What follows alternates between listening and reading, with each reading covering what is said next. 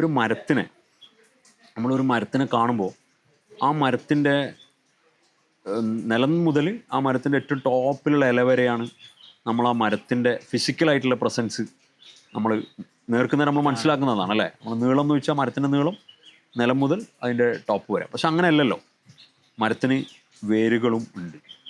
അതേപോലെ ഒരു മനുഷ്യൻ്റെ ഫിസിക്കലിയുള്ള നീളം എന്ന് പറയുന്നത് അദ്ദേഹത്തിൻ്റെ കാല് മുതൽ തലവരെയായി. പക്ഷേ യഥാർത്ഥത്തിൽ ഇൻവിസിബിൾ ആയിട്ടുള്ള ഒരു മനുഷ്യൻ്റെ വേര് എന്ന് പറയുന്നത് ആ മനുഷ്യനുമായി ബന്ധപ്പെട്ട ടാഞ്ചിബിൾ ആയിട്ടുള്ള അല്ലെങ്കിൽ ഇൻടാഞ്ചിബിൾ ആയിട്ടുള്ള ഹെറിറ്റേജുകൾ തന്നെയാണ്. അതിനെ റീഡ് ചെയ്യാൻ അല്ലെങ്കിൽ അതിനെ മനസ്സിലാക്കാൻ നമ്മൾ തുടങ്ങുമ്പോഴാണ് നമ്മൾ കുറച്ചും കൂടി ചുറ്റുപാടിനെ സ്നേഹിക്കുന്ന, അല്ലെങ്കിൽ ഈ പറഞ്ഞ പോലെ പെട്ടെന്നൊന്നും എല്ലാം പൊളിച്ചു കളയണം എന്നുള്ളൊരു ആ ഒരു നമ്മൾ ഈ അണ്ടർസ്റ്റാൻഡിങ്ങിലേക്ക്, ഈ ഇൻടാഞ്ചിബിൾ ടാഞ്ചിബിൾ ആയിട്ടുള്ള അണ്ടർസ്റ്റാൻഡിങ്ങിലേക്ക് നമ്മൾ പോയാൽ നമുക്ക് ഇതിനോട് കുറച്ചും കൂടി കണക്ഷൻ വരും, സ്നേഹം ഉണ്ടാവും അല്ലേ. സ്നേഹയിലേക്ക് പിന്നെ എല്ലാം പോയി.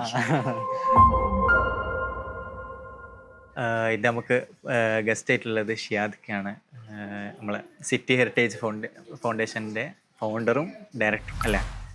അപ്പോൾ നിങ്ങൾ തോന്നുന്നു തുടങ്ങുന്ന കണ്ണൂർ സിറ്റി ഹെറിറ്റേജ് ഫൗണ്ടേഷനാണ്. അപ്പോൾ അതിൽ തന്നെ അങ്ങനെ തുടങ്ങാൻ തോന്നുന്നത് എങ്ങനെ, എന്താണ് ഹെറിറ്റേജ് ഒക്കെ വെച്ചിട്ട് തുടങ്ങാൻ. അപ്പം എന്താണ് ഇപ്പോൾ ഇപ്പോൾ ഹെറിറ്റേജ് നമ്മളിങ്ങനെ ഹിസ്റ്ററി എന്ന് കേൾക്കലുണ്ട്, മോണുമെൻറ്റ്സ് അല്ലെങ്കിൽ അങ്ങനെയൊക്കെ കേൾക്കലുണ്ട്. ഇതിൽ ഹെറിറ്റേജ് എന്ന് പറയുമ്പോൾ നമ്മളെന്താ ഇതാക്കണ്ടേ? ശരിക്കും പറഞ്ഞു കഴിഞ്ഞാൽ നല്ല ചോദ്യമാണ്. നമ്മളിപ്പോൾ തുടങ്ങുന്നതിൻ്റെ കുറച്ച് മുമ്പാണ് നമ്മൾ ചായ കുടിച്ചത്. അപ്പോൾ ചായ കുടിക്കാൻ ഉപയോഗിക്കുന്ന ഗ്ലാസ് ഹെറിറ്റേജ് ആവാം, അതിലൊഴിച്ച ചായയും ഹെറിറ്റേജ് ആവാം. അപ്പോൾ അതാണ് നമ്മളെ ഹെറിറ്റേജിൻ്റെ ഒരു പ്രത്യേകത. 3 തരത്തിലുള്ള ഹെറിറ്റേജുകളാണ്. ഒന്ന് പ്രകൃതിയാലുള്ള ഹെറിറ്റേജ്, പൈതൃകങ്ങൾ, നാച്ചുറൽ ആയിട്ടുള്ള പൈതൃകങ്ങൾ. ഇപ്പോൾ നമ്മൾ കേരളത്തിൻ്റെ കോണ്ടെക്സ്റ്റിൽ പറയുകയാണെങ്കിൽ ഇപ്പോൾ ഇവിടുന്ന് വളരെ അടുത്തുള്ളതാണ് നമ്മുടെ വെസ്റ്റേൺ ഘട്ട് അല്ലേ. നമ്മൾ വളരെ വെസ്റ്റേൺ ഘട്ടിനോട് ചേർന്നിട്ട് നമ്മൾ പിരിക്കും. വെസ്റ്റേൺ ഘട്ട് ഒരു നാച്ചുറൽ ഹെറിറ്റേജിൽ പെടുത്താവുന്ന ഒരു എലമെൻ്റാണ്. ഇനി നമ്മൾ നാച്ചുറൽ അല്ലാത്ത ഹെറിറ്റേജിലേക്ക്, നമുക്ക് ചായൻ്റെ കോപ്പയിലേക്ക് വന്നു കഴിഞ്ഞാൽ മനുഷ്യനുണ്ടാക്കുന്ന ടച്ച് ചെയ്യാൻ പറ്റുന്ന ഒബ്ജക്റ്റീവായിട്ടുള്ള മെറ്റീരിയൽ ആയിട്ടുള്ള മരങ്ങൾ കൊണ്ടോ ഇരുമ്പ് കൊണ്ടോ അല്ലെങ്കിൽ മറ്റേതെങ്കിലും കല്ലുകൊണ്ടോ ഒക്കെ നാച്ചുറലായിട്ടൊക്കെ നമ്മൾ ഡെവലപ്പ് ചെയ്യുന്ന പിന്നെ വസ്തുക്കൾ, അത് വലിയ കോട്ടകളാവാം, പള്ളികളാവാം, അമ്പലങ്ങളാവാം, ഇതൊക്കെയും തന്നെ ടാഞ്ചിബിൾ ഹെറിറ്റേജുകൾ എന്നാണ്. അപ്പോൾ നമ്മൾ കുടിക്കാൻ ഉപയോഗിക്കുന്ന ചായയുടെ കോപ്പ, അതൊരു 100 വർഷം പഴയ കോപ്പയാണെങ്കിൽ അത് ടാഞ്ചിബിൾ ഹെറിറ്റേജ് ലിസ്റ്റിൽ പെടുത്താവുന്ന ഹെറിറ്റേജാണ്. അതേസമയം മൂന്നാമത്തെ ഒരു കാറ്റഗറിയാണ് ഇൻടാഞ്ചിബിൾ ഹെറിറ്റേജ് എന്ന് പറഞ്ഞാൽ. അതിലാണ് ഞാൻ കൂടുതൽ ഫോക്കസ് ചെയ്യുന്നത്. അതിൻ്റെ ഒരു പ്രത്യേകത, അത് ഒരു ഫിസിക്കലായിട്ട് ഒരു എൻറ്റിറ്റി എന്നുള്ളതായിട്ട് നിലനിൽക്കുന്നതല്ല, മറിച്ച് നൂറ്റാണ്ടുകൾക്ക് മുമ്പേ നമ്മുടെ പൂർവികരായ മനുഷ്യർ അവർ അവരുടെ ജീവിത വ്യവഹാരത്തിൽ ഉപയോഗിച്ചിരുന്ന ഐഡിയകൾ, മെഷർമെൻറ്റ് മെത്തേഡുകൾ, അല്ലെങ്കിൽ സംഗീതം, അല്ലെങ്കിൽ പെർഫോമൻസ് ആർട്ടുകൾ, അല്ലെങ്കിൽ ക്രാഫ്റ്റിങ്സ് ഐഡിയാസ്, ഈവൻ രുചികൾ, റെസിപ്പി, അതാണ് നമ്മൾ ചായയിലേക്ക് തന്നെ കൊണ്ടുവരാം. ആ നൂറ്റാണ്ടുകൾക്ക് മുമ്പ് നമ്മളെ പൂർവികരുണ്ടാക്കിയ ഒരു ഐഡിയ ഉപയോഗിച്ചാണ് നമ്മൾ ഇന്നും ചായ വെക്കുന്നതെങ്കിൽ, കാരണം ചായ തന്നെ നമുക്കറിയാലോ, ചായ വളരെ പ്രാചീനമായ കാലഘട്ടത്തിൽ മനുഷ്യൻ ആരംഭിച്ച ഒരു ഹാബിറ്റാണ്. പിന്നീട് എനിക്കൊന്ന് ഇന്ത്യയിൽ ബ്രിട്ടീഷ് ഈസ്റ്റ് ഇന്ത്യ കമ്പനി നമ്മളെ കോളനിയാക്കി വെച്ചിരിക്കുന്ന സമയത്താണ് അത് ഇന്ത്യൻ അല്ലെങ്കിൽ നമ്മുടെ സമൂഹങ്ങളിൽ അത് ഭയങ്കര ഒരു ഹാബിറ്റായിട്ട് മാറുന്നത്. ഇന്ന് നമുക്ക് ചായ എന്ന് പറയുന്നത് ഒരു മസ്റ്റാണ്, അല്ലെങ്കിൽ ലോകത്തിന് ഏറ്റവും കൂടുതൽ വിറ്റഴിക്കപ്പെടുന്ന ആണ്. നമ്മളെ മാത്രമല്ല, ഇന്ന് പല നാടുകളിലും അത് ഒരു ഹാബിറ്റാണ്. അല്ലെങ്കിൽ ലോകത്തിലെ ഏറ്റവും വലിയ വിറ്റഴിക്കപ്പെടുന്ന ഒരു ആദ്യത്തെ ഡ്രിങ്ക് എന്ന് പറയപ്പെടുന്നതിലൊന്ന് ചായയാണ്. അപ്പോൾ ആ റെസിപ്പി പഴയതാണെങ്കിൽ അതും എന്താണ്, ഒരു ഇൻടാഞ്ചിബിൾ ഹെറിറ്റേജ് ആണ്. അപ്പോൾ ഒരേ സമയം മനുഷ്യൻ്റെ കൈയെഴുത്തുകൾ കൊണ്ട് രൂപപ്പെട്ടത് നൂറ്റാണ്ടുകൾ കഴിയുമ്പോൾ ഹെറിറ്റേജായി മാറും. അത് നിലനിൽക്കുന്നുണ്ടെങ്കിൽ 100 വർഷം കഴിഞ്ഞാൽ തന്നെ അതൊരു ഹെറിറ്റേജ് എലമെൻ്റായി മാറും. അതേപോലെ മനുഷ്യൻ്റെ ഐഡിയകൾ കൊണ്ട് മനുഷ്യൻ ഡെവലപ്പ് ചെയ്തെടുത്ത റെസിപ്പികൾ, അല്ലെങ്കിൽ ആസ്വദിക്കാൻ പറ്റുന്ന ഈ പറഞ്ഞ പോലെ സംഗീതം പോലുള്ള എലമെൻറ്റുകൾ ഇൻടാഞ്ചിബിൾ ഹെറിറ്റേജായി മാറും. കൾച്ചറൽ എലമെൻറ്റുകൾ തലമുറകളാൽ ഇങ്ങനെ കൈമാറ്റം ചെയ്യപ്പെടുന്നത്. അതിലാണ് ഈ രുചിഭേദങ്ങളൊക്കെ നമ്മൾ പലപ്പോഴും അങ്ങനെയാണ് നമ്മൾ കാണുന്നത്. ഇപ്പോൾ സിറ്റി ഹെറിറ്റേജിനെ സംബന്ധിച്ചിടത്തോളം സിറ്റി ഹെറിറ്റേജ് ഒരു ആളുകളിലേക്ക് കൂടുതലും അറിയപ്പെടുന്നതും അല്ലെങ്കിൽ അതിനൊരു ഒരു ഐഡൻറ്റിറ്റി മേക്ക് ചെയ്യാൻ ഹെൽപ്പ് ചെയ്തതും ഇൻടാഞ്ചിബിൾ ആയിട്ടുള്ള നമ്മളെ മാപ്പിള കളിനറിയെ കൂടുതൽ പിന്നെ പ്രൊമോട്ട് ചെയ്യാനും അത്തരത്തിൽ എക്സ്പീരിയൻസ് ചെയ്യാനും പഴയ ട്രഡീഷണൽ രീതികളിലുള്ള ഭക്ഷണങ്ങളും അതുപോലെ തന്നെ കുടിക്കാനായാലും രണ്ടും കുടിക്കാനും തിന്നാനും ഒരുപാട് അവസരങ്ങൾ ഒരുപാട് അതിനുള്ള ഇതുണ്ടല്ലോ. അപ്പോൾ നമ്മുടെ ഒരു പാഷൻ അതിൽ ഫോക്കസ്ഡ് ആണ് എന്ന് വിചാരിച്ചാൽ മറ്റുള്ളത് ചെയ്യുന്നില്ല അല്ല, മറ്റുള്ളത് നമ്മൾ ചെയ്യുന്നുണ്ട്. പക്ഷേ മാപ്പിള ഹെറിറ്റേജ് കൾണറി കുറച്ചും കൂടി നമുക്ക് ഒരു എഡ്ജ് തന്നൊരു പ്രൊഡക്റ്റാണ്, നമ്മളെ ഹെൽപ്പ് ചെയ്തിട്ടുണ്ട് ഒരുപാട്. അപ്പോൾ നിങ്ങൾ ഈ ഇപ്പോൾ ഹെറിറ്റേജിൻ്റെ പറഞ്ഞു, അപ്പോൾ ഇതിലേക്ക് എങ്ങനെ ഇറങ്ങുന്നത്? ഫസ്റ്റ് നിങ്ങൾ എൻജിനീയറിങ് ഒക്കെ പറഞ്ഞിരുന്നു, അപ്പോൾ ഇതിലേക്ക് ഇറങ്ങുന്നത് എങ്ങനെയാണ്? ഇതിൽ ശരിക്കും പറഞ്ഞു കഴിഞ്ഞാൽ ഞാനൊരു എഞ്ചിനീയറിങ് കമ്പനിയിലാണ് വർക്ക് ചെയ്തത്. അപ്പോൾ ആ കമ്പനിയിൽ വർക്ക് ചെയ്യുന്ന സമയത്ത് ഡൽഹിയിലായിരുന്നു. അതിനു മുമ്പും ഡൽഹിയിൽ തന്നെയാണ് നമ്മൾ തുടങ്ങിയത്, കരിയർ തുടങ്ങുന്നത്, അല്ലെങ്കിൽ അതിന് മുമ്പ് അവിടെ ട്രെയിനിങ്, ഇൻറ്റേൺഷിപ്പ്, അങ്ങനെയുള്ള കാര്യങ്ങൾ. അപ്പോൾ ഡൽഹിയാണ് യഥാർത്ഥത്തിൽ ഒരു ഐഡിയ എന്നുള്ള നിലക്ക് സ്വാധീനിക്കുന്നൊരു ഘടകം. ഡൽഹിൻ്റെ ഒരു പ്രത്യേകത അറിയാലോ, ഡൽഹിയിൽ ഒരു തെരുവിലേക്ക് പോയി കഴിഞ്ഞാൽ ആ തെരുവിലുള്ള വലിയ പ്രൊഫൈലുള്ള ആളുകളും ആ തെരുവിലെ ഒരു സാധാരണക്കാരനും ആ തെരുവിൻ്റെ കഥ, ആ തെരുവിൻ്റെ ഒരു സ്റ്റോറി, അല്ലെങ്കിൽ ആ തെരുവിൽ നടന്ന ഇവൻറ്റുകളെ കുറിച്ചൊക്കെ നമുക്ക് പറഞ്ഞുതരാൻ പറ്റും. അപ്പോൾ ഡൽഹിയിൽ താമസിച്ചത് കൊണ്ട് അങ്ങനെ ഒരുപാട് സ്വാധീനം ഉണ്ടായിട്ടുണ്ട് എന്നുള്ളതാണ് ഇതിൻ്റെ തുടക്കം. ഈ മേഖലയിലേക്ക് വരുന്നതിൻ്റെ ഒരു തുടക്കം ഡൽഹിയാണ് എന്നാണ് പറയാൻ പറ്റും. രണ്ട് കഥകൾ എനിക്കിപ്പോൾ പെട്ടെന്ന് ഓർമ്മ വരുന്ന കാര്യങ്ങൾ. ഒന്ന്, നമുക്കെല്ലാവർക്കും അറിയുന്ന ഒരു സീനിയർ ആയിട്ടുള്ള പത്രപ്രവർത്തകനാണ് വെങ്കടേഷ് രാമകൃഷ്ണൻ സാർ. വെങ്കടേഷ് രാമകൃഷ്ണൻ സാറ് ഇന്ത്യയിലെ പ്രധാനപ്പെട്ട ഇംഗ്ലീഷ് പത്രങ്ങളിലൊക്കെ നിരന്തരമായി പിന്നെ എഴുതി പത്രപ്രവർത്തകനായി വർക്ക് ചെയ്യുകയും ഇന്ത്യയിലെ മലയാള പത്രങ്ങളിൽ കോളമിസ്റ്റായിട്ടൊക്കെ എഴുതിയിട്ടുണ്ട് ഒരുപാട് കാലം. അപ്പോൾ അദ്ദേഹത്തിൻ്റെ ഈ നമ്മുടെ ഡൽഹിയിലെ കശ്മീരി ഗേറ്റുമായി ബന്ധപ്പെട്ട് നടന്ന, അല്ലെങ്കിൽ ഡൽഹി ഗേറ്റുമായിട്ടും ഒക്കെ ബന്ധപ്പെട്ട് നടന്ന സ്റ്റോറികളുടെ ഒരു ഇത് വായിക്കാൻ ഇടവന്നിരുന്നു. അപ്പോൾ ഡൽഹിയിൽ താമസിക്കുന്ന സമയത്താണ് ഇത് വായിക്കുന്നത്. 2009 അല്ലെങ്കിൽ 2010 മറ്റാണ് ഈ ആർട്ടിക്കിൾ, 15 വർഷം മുമ്പാണ് അത് വായിക്കുന്നത്. അപ്പോൾ ഇതൊരു ഉദാഹരണമാണ്, ഒരു കഥ പെട്ടെന്ന് ഓർക്കുകയാണ്. അപ്പോൾ അതിൽ പറയുന്നത് യഥാർത്ഥത്തിൽ ഈ അടിയന്തരാവസ്ഥ കാലത്ത് ഡൽഹിയിലെ ചേരി പ്രദേശങ്ങൾ, പ്രത്യേകിച്ച് ഈ കശ്മീരി ഗേറ്റ്, ഡൽഹി ഗേറ്റ് പോലുള്ള ആ പ്രദേശങ്ങൾ, തുർക്കുമാൻ ഗേറ്റ്, അതിൽ എനിക്ക് തോന്നുന്നു ഏറ്റവും ഹൈലൈറ്റ് ചെയ്ത ഭാഗം തുർക്കുമാൻ ഗേറ്റാണ്. ഏറ്റവും കൂടുതൽ എഫക്റ്റ് ചെയ്തൊരു ഭാഗമാണ് തുർക്കുമാൻ ഗേറ്റിൽ. ഒരു വലിയ ചേരി ഒഴിപ്പിക്കുന്ന ഒരു കഥയൊക്കെ അദ്ദേഹം എനിക്ക് തോന്നുന്നു ആ ഒരു പത്രപ്രവർത്തകൻ എന്നതിനേക്കാൾ ഉപരി അതിൻ്റെ കുറേ സ്റ്റോറി എലമെൻറ്റുകൾ അദ്ദേഹം അതിൽ കൊണ്ടുവരുന്നുണ്ട്. ഇത് ഭയങ്കരമായിട്ട് ആ തുർക്കുമാൻ ഗേറ്റിലേക്ക് പോകുമ്പോൾ, അല്ലെങ്കിൽ കശ്മീരി ഗേറ്റിലേക്ക് പോകുമ്പോൾ, ഡൽഹി ഗേറ്റിലേക്ക് പോകുമ്പോഴൊക്കെ ഇത്തരം കഥകളൊക്കെ നമുക്ക് എന്ത് ചെയ്യും, തികട്ടി വരികയും. അപ്പോൾ ഇതിനെ ഇലാബറേറ്റ് ചെയ്യാൻ ഒരാളില്ലായിരുന്നെങ്കിൽ, ഒരു സ്റ്റോറി ടെല്ലർ ഇല്ലായിരുന്നെങ്കിൽ, ഇപ്പോൾ അവിടെ നമുക്ക് വർക്കൗട്ട് ചെയ്തത് വെങ്കടേഷ് സാറിൻ്റെ ഒരു ആർട്ടിക്കിളാണെങ്കിൽ, പിന്നീട് നമ്മൾ അവിടെ പോകുന്നത് ഡൽഹിയിലെ തന്നെ ഏറ്റവും സുപ്രസിദ്ധനായ സ്റ്റോറി ടെല്ലർ സുഹൈൽ ഹാഷ്മി സാറിൻ്റെ കൂടെയാണ്. അപ്പോൾ സുഹൈൽ ഹാഷ്മി സാറിൻ്റെ കൂടെ പോകുമ്പോൾ അതിന് വീണ്ടും ഒരു അഡ്വാൻറ്റേജ് വരികയാണ്. കാരണം സുഹൈൽ ഹാഷ്മി സാറിൻ്റെ നരേറ്റീവ് സ്റ്റൈല് വെങ്കടേഷ് സാറിൽ നിന്ന് ഡിഫറെൻ്റാണ്. കാരണം അദ്ദേഹം ഒരു ഹിസ്റ്റോറിയനായിരുന്നു, JNUവിൽ ഉണ്ടായിരുന്ന ഒരു ഹിസ്റ്റോറി പ്രൊഫസറായി റിട്ടയറായി. അപ്പോൾ ഇദ്ദേഹം ഇതിനെ പറയുന്ന ഒരു രീതിയും ഇദ്ദേഹം നമുക്ക് സന്നിവേശിപ്പിക്കുന്ന ഒരു കഥയും ആദ്യം പറഞ്ഞ ഒരു ജേർണലിസ്റ്റിക് അപ്രോച്ചിൽ നിന്ന് ഡിഫറെൻ്റാണ്. അപ്പോൾ ഇങ്ങനെയുള്ള കുറേ സ്വാധീനങ്ങൾ, അത് വേറൊരു പത്രപ്രവർത്തനം തന്നെ ഓർമ്മിച്ചെടുത്തു കഴിഞ്ഞാൽ സവാദ് റഹ്മാൻ, മാധ്യമത്തിലുണ്ടായിരുന്ന സവാദ് റഹ്മാൻ, അദ്ദേഹമാണ് ഡൽഹിയിലെ ഇജ്റോങ്കി ഖാൻഖ എന്ന് പറയുന്നൊരു തെരുവുണ്ട് മെഹ്റോളിയുടെ അടുത്ത്. ഇജ്റോങ്കി ഖാൻഖ, അതവിടെ ഈ ഇജഡകളായുള്ള മനുഷ്യന്മാർ നൂറ്റാണ്ടുകളായി പോകുന്ന ഒരു മക്ബറ, ആ മക്ബറയുമായി ചുറ്റിപ്പറ്റി നിൽക്കുന്ന അവരുടെ ജീവിതങ്ങൾ. അപ്പോൾ അവിടെ എങ്ങനെയാണ് ഈ പൊതുവെ മലയാളി പിന്നെ ജീവിതങ്ങളിലൊക്കെ അകറ്റി നിർത്തപ്പെടുന്ന മൂന്നാം ലിംഗം എന്നൊക്കെ നമ്മൾ പറയുന്ന അവരെ പരിഗണിച്ച, നൂറ്റാണ്ടുകൾക്ക് മുമ്പ് പരിഗണിച്ച അല്ലെങ്കിൽ പരിഗണിക്കപ്പെട്ടുകൊണ്ടിരിക്കുന്ന ഒരു മക്ബറയെക്കുറിച്ച്, അല്ലെങ്കിൽ മക്ബറയുമായി ചുറ്റിപ്പറ്റി നിൽക്കുന്ന ഒരു ഇജ്റോങ്കി ഖാൻഖ എന്നാണ് ആ സ്ഥലത്തിൻ്റെ പേര്. അതിൻ്റെ ഒരു കഥ, എനിക്ക് ആ ടൈറ്റിൽ കൃത്യമായിട്ട് ഇപ്പോൾ ഓർക്കാൻ പറ്റുന്നില്ല, എന്നാലും പൂക്കാമരങ്ങൾക്കും വെള്ളമൊഴിക്കുന്ന അങ്ങനെ എന്തോ ആണ് അതിൻ്റെ ഒരു ഹെഡിങ് മലയാളത്തിൽ. ഇത് വായിച്ചിട്ട് നമ്മൾ രണ്ടാമതവിടെ പോകുമ്പോൾ അതിന് ഭയങ്കര ഒരു ഇൻസൈറ്റ്സ് ഉണ്ട്. നമ്മളത് വായിക്കാതായി പോയിട്ടുണ്ട്, പക്ഷേ ഈ വായിച്ചതിന് ശേഷം വീണ്ടും പോവാണ്. അതും നടക്കുന്നത് ഈ 2010-11 ആ കാലഘട്ടത്തിൽ തന്നെയാണ്. കൃത്യമായിട്ട് ഡേറ്റ് ഒന്നും ഓർക്കുന്നില്ല. അപ്പോൾ ഇത്തരത്തിലുള്ള ഡൽഹിയിലെ അനുഭവങ്ങളാണ് ഓരോ പ്രദേശത്തിനും ആ പ്രദേശത്തിന് മെയിൻ സ്ട്രീമിന് പറയാനല്ലാത്ത ഒരുപാട് ഹെറിറ്റേജ് എലമെൻറ്റുകൾ ഉണ്ടെന്നും അങ്ങനെ നോക്കുമ്പോൾ നമ്മളെ നാട് ഏതോ അർത്ഥത്തിൽ ഭയങ്കര സാധ്യതയുള്ളൊരു നാടാണെന്ന് മനസ്സിലാണ്. 2014 മുതലാണ് എഴുതി തുടങ്ങുന്നത് ശരിക്കും. ചെറിയ ചെറിയ നോട്ടുകൾ ഫേസ്ബുക്കിലും ബ്ലോഗിലും ഇതൊക്കെ എഴുതുമോ, ആർട്ടിക്കിൾസ് അങ്ങനത്തെ? ആർട്ടിക്കിളായിട്ട് തുടങ്ങുന്നത് പിന്നീടാണ്. പക്ഷെ ആർട്ടിക്കിളിനേക്കാൾ മുമ്പ് ഈ സോഷ്യൽ മീഡിയ അല്ലെങ്കിൽ ബ്ലോഗുകൾ അങ്ങനെയൊക്കെയാണ് തുടങ്ങിയത്.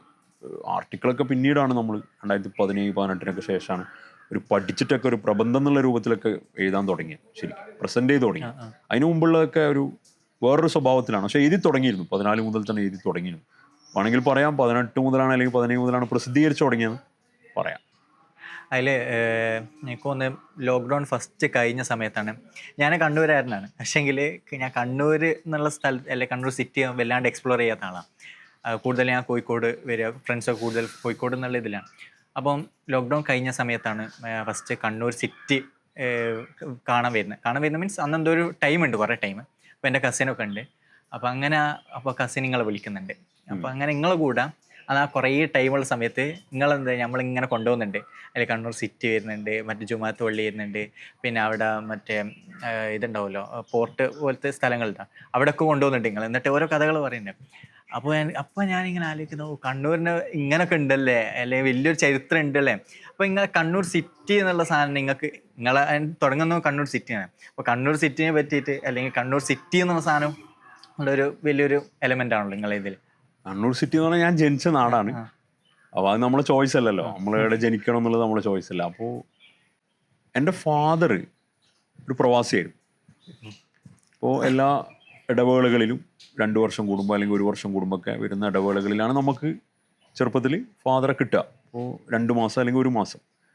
ഇത് ശരിക്കും പറഞ്ഞാൽ നമ്മളെ ചെറുപ്പകാലത്തിൽ ഏറ്റവും ഗോൾഡൻ ടൈം എന്ന് പറയുന്നത് നമ്മുടെ ഫാദർ വീട്ടിലുണ്ടാകുന്ന സമയം.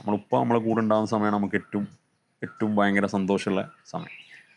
അതിൽ തന്നെ എൻ്റെ ഫാദർ നല്ലൊരു സ്റ്റോറി ടെല്ലറാണ്. അപ്പോൾ നമ്മൾ ഉപ്പാനെ ഭയങ്കര എക്സ്പെക്ട് ചെയ്തിട്ടാണ് ഉപ്പ വരിക അല്ലേ, അവർ കാത്തിക്കും. അപ്പോൾ അന്ന് കത്തിലൂടെയൊക്കെയാണ് കൂടുതലും ചെറുപ്പത്തിലൊക്കെ. പിന്നെ ഫോണും ഉണ്ട്, മറ്റേ ലാൻഡ് ഫോൺ. അപ്പോൾ ഇങ്ങനെ ഉപ്പ വരുന്നതൊക്കെ ഭയങ്കര നമ്മൾ ഡ്രീം ചെയ്യും. അപ്പോൾ ഉപ്പ വരുമ്പോൾ കുറേ സമ്മാനങ്ങൾ ഉണ്ടാവും. അതിനേക്കാളേറെ നമുക്ക് സന്തോഷം ഉപ്പാൻ്റെ ഒരു സാന്നിധ്യം. ഉപ്പ നമ്മളെ കൈയൊക്കെ പിടിച്ച് സിറ്റിയിലൂടെ ഇങ്ങനെ നടക്കും. അപ്പോൾ ഉപ്പ നല്ല സ്റ്റോറി ടെല്ലർ ആയതുകൊണ്ട് തന്നെ ചെറുപ്പത്തിലേ ഇങ്ങനെ നല്ല സ്പീഡിൽ നടക്കുകയും ചെയ്യും ആൾ. സാധാരണ ആളുകളെക്കാൾ സ്പീഡിൽ നടക്കുന്ന ആളാണ് എൻ്റെ ഫാദർ. അപ്പോൾ ഞാനും ഇങ്ങനെ ഒപ്പരം നടക്കും. അപ്പോൾ അതുകൊണ്ട് തന്നെ എൻ്റെ നടത്തവും കുറച്ച് സ്പീഡായി തോന്നും. അപ്പോൾ ഇതിങ്ങനെ ഓരോന്ന് പറഞ്ഞുതരും. ഈ പള്ളീൻ്റെ കഥ, ഈ പള്ളീൻ്റെ പേര്, ഇതിന്ന ഖബറാണ്, ഇതിന്നതാണ്, ഇതിന്ന മക്ബറയാണ്, അതിന്ന തറവാടാണ്, ആ തറവാട്ടിൽ ഇന്ന ആളുകളുണ്ടായിരുന്നു, ഇതിന്ന ആളെ തറവാടാണ്, അവരിന്ന കാലത്താണ് മരണപ്പെട്ടത്. അപ്പോൾ ഇങ്ങനെ എപ്പോഴും ഇങ്ങനെ ഇതൊരു ചെറുപ്പത്തിലെ ഭയങ്കര ഈ അർത്ഥത്തിൽ സ്വാധീനിക്കപ്പെടുന്നൊരു സ്ഥലമാണ് കണ്ണൂർ സിറ്റി. നമ്മൾ ജനിച്ചു വളരുന്നതെന്ന് മാത്രമല്ല, നമുക്ക് കഥകൾ പറയാൻ, അത് നമ്മൾ ഏറ്റവും ഇഷ്ടപ്പെടുന്ന ഒരാൾ നമ്മളോട് കഥ പറയുന്ന അത്രയും അതിനൊരു കണക്ഷൻ, നമുക്ക് സോൾ കണക്ഷൻ നമുക്ക് അന്നേരം ഉണ്ട്. ഈവൻ ഈ കണ്ണൂർ സിറ്റിയിലെ ഉപ്പാക്ക് പറഞ്ഞുതരാൻ പറ്റാത്ത ചില അങ്ങനെ ഉണ്ടല്ലോ. ഇപ്പോൾ ഈ സ്ഥിരമായിട്ട് ഒരാൾ പറഞ്ഞു തരുമ്പോൾ നമ്മൾ തിരിച്ചങ്ങോട്ട് ചോദിക്കും, ഉപ്പ ഇതെന്താ? അപ്പോൾ ഉപ്പാക്ക് അത് അറിയില്ല. ആ അറിയാത്തത് എന്നോട് ഭയങ്കര ക്യൂരിയോസിറ്റി ആയിരുന്നു. അതിൽ സിറ്റി ജുമാഅത്ത് പള്ളിൻ്റെ മുമ്പിലുള്ളൊരു ഖബർസ്ഥാനുണ്ടായി. അത് ഉപ്പ എല്ലാം പറഞ്ഞു. അപ്പോൾ ഉപ്പനാണ് ഞാൻ ഒരിക്കലോ ഏതോ ഒരു സന്ദർഭം ഇത് ഉപ്പ പറഞ്ഞു ആ ഖബർ അറിയില്ല.